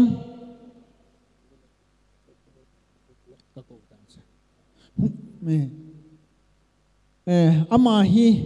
Mulam mahung ki phua hi mi so na tamlo lai ding cho hin uthang ngam te nu pa bo zu ama ni la mi phep khat bo cho nam de hin Mulam khusunga dinga hi mai cham sim ma sa pe na he hi jin na taw na jala kunin tunin Jubilee ka mu thei ta ve ti ki pa warsa nai chi kan sel pe we tunia dinga ka ki pa thu sei na chu ki pa thu ka sei na hi aling hi lain aji cho chai na mong hi lo lai jin ha sei ling pung ka ting ha sei nang hi lang ni ha le ka sei ding ta lo ding hi jin tunia ka ki pa thu sei na chan cho tan te ka ki pa e phara chai na chan in puiwa pathin thangwan man lang gyal sangin pha chu ahung so ta ni jong le to mai ta tu chan chana to ho zo se pa kai minin ke pa tu kan se ne hi tuin abana na chil ana chal hoitin ipuan chawn ding hoitin Jubilee ko ho zo silang ang ding do ben lang la chu lungki to tan khat be sa ko moitin ata le pha chai na taw ding pu jang kho gambi chairman ama jong lang ang ding do en tin anunga ko lang agan na thei penen hung bin lang ata le taw na man ding pa hin en ni na ding a jong taw na in man pi pai de we ti chu ka hin he sa hi ipi te zo se bon chan ding hoitin a chai na ding in Jubilee la pi na sa kho mai te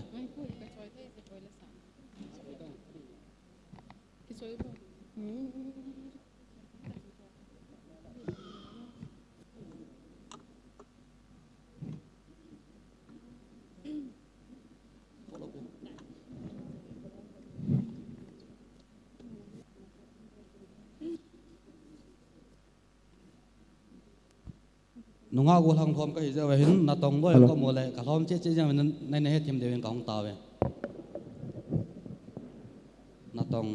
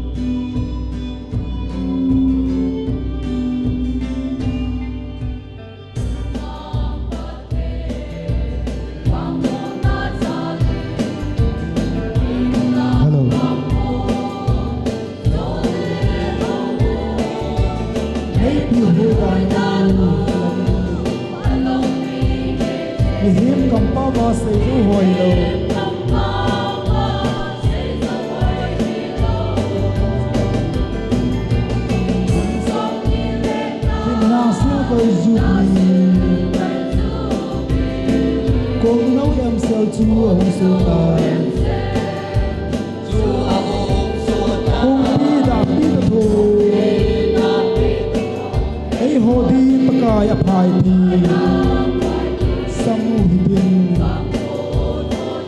samu hidin zaila oyute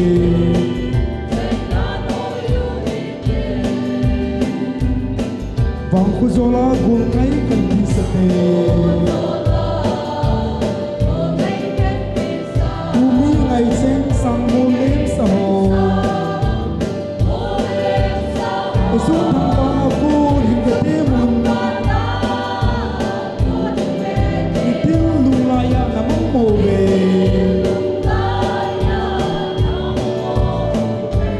kumstom nilanga hina silver jubilee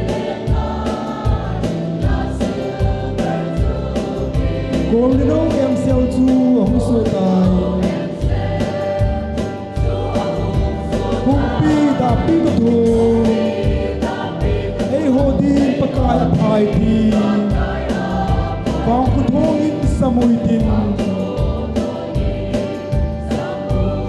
zaila no yu te kham lui kham tha te ki ngai na le ki hem na ebenezer pate malai israel mi te na pui batin van Jubilee lun man e pul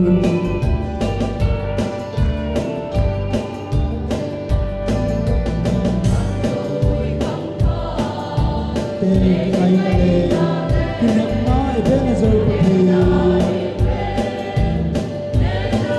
malai israel mi te na pui batin van Jubilee lun man e pul song ni nga linna silver jubilee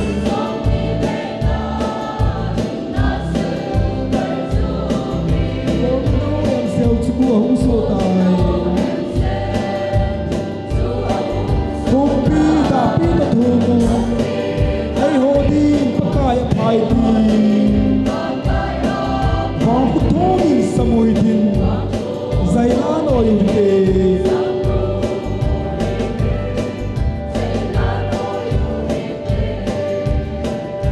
mun ho zo se sanga mun no te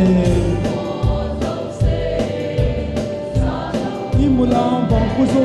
mun no te sai pa bang pa zin zalaya si tui banga mun kana lu kom na kum so ni la alin na silver jubilee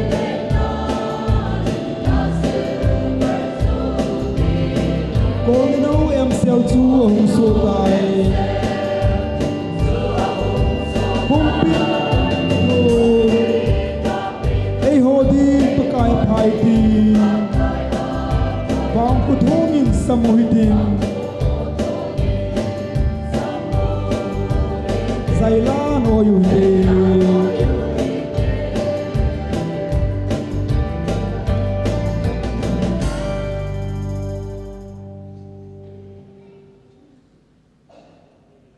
ngày nay đêm xét cấp bao ngày ta hình dinh cấp thiên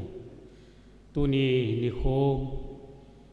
i mulam kum som ni le kum nga alhinna Jubilee ni khô lâu pi ta ka lo ngao cấp thiên nang man ka program te ho cấp nuwa ki pa na kala wanal hat jinga halna ki pa na thanop na ho zo si to ki hona program te ho hin chai thia kam ji bin ka ki pa bin na min thang wa na ka pi bin nei cấp thiên cấp bol cấp to hậu nông mà mình lâu pi na tiếng hi han lang na cha te ke ho dinga pha the bo chan na zo he dingin ka tin ka ta vi nahi chu ki tieng le cấp thiên tu ni ho in he che ho bung mi te ho in akipa naw athanop naw lo hin sa na dingin je leve ya hong kal song ula naw te ho zo si yong hi ti chun ki pa na vet sa na in ane tui don ho asim pin hi chi ho jong hi cấp thiên ane zo si dinga jong ta sa dam the na pa the na hi ya chu tieng la kilung sen na ki ngai lu nan ko ngai theina dingin na pat thei bu na ngai in kata vi nahi mong ki khom zo si tua kong ki khan do diu hai tan ka ki khan nung jong la ka pathe nang ma in na lagao khat chi na cha ti ho nei um pi vin lang chu tieng la tu ni ni khwai chi ki pa na lo pi ta hin bol do i mulam te hồ bung mi pi te ho phat the na thaling sa nin petan katia na phat the bu na ngaya thisan man lutai la doi hu ing puji su mina ka hong ta wa hi amen Tunia hong kalsung nul pa te song si chunga ki pa thu sang pen pen ken pong ve pathenin phat thei na pu si taw hen chude an ne nei ha mu la ki simin he chung se pen an ni sang khan lang leu dinga he arrange ki bol he a cha ha na na ne du ti ni pi te u se te na sang pen ki ni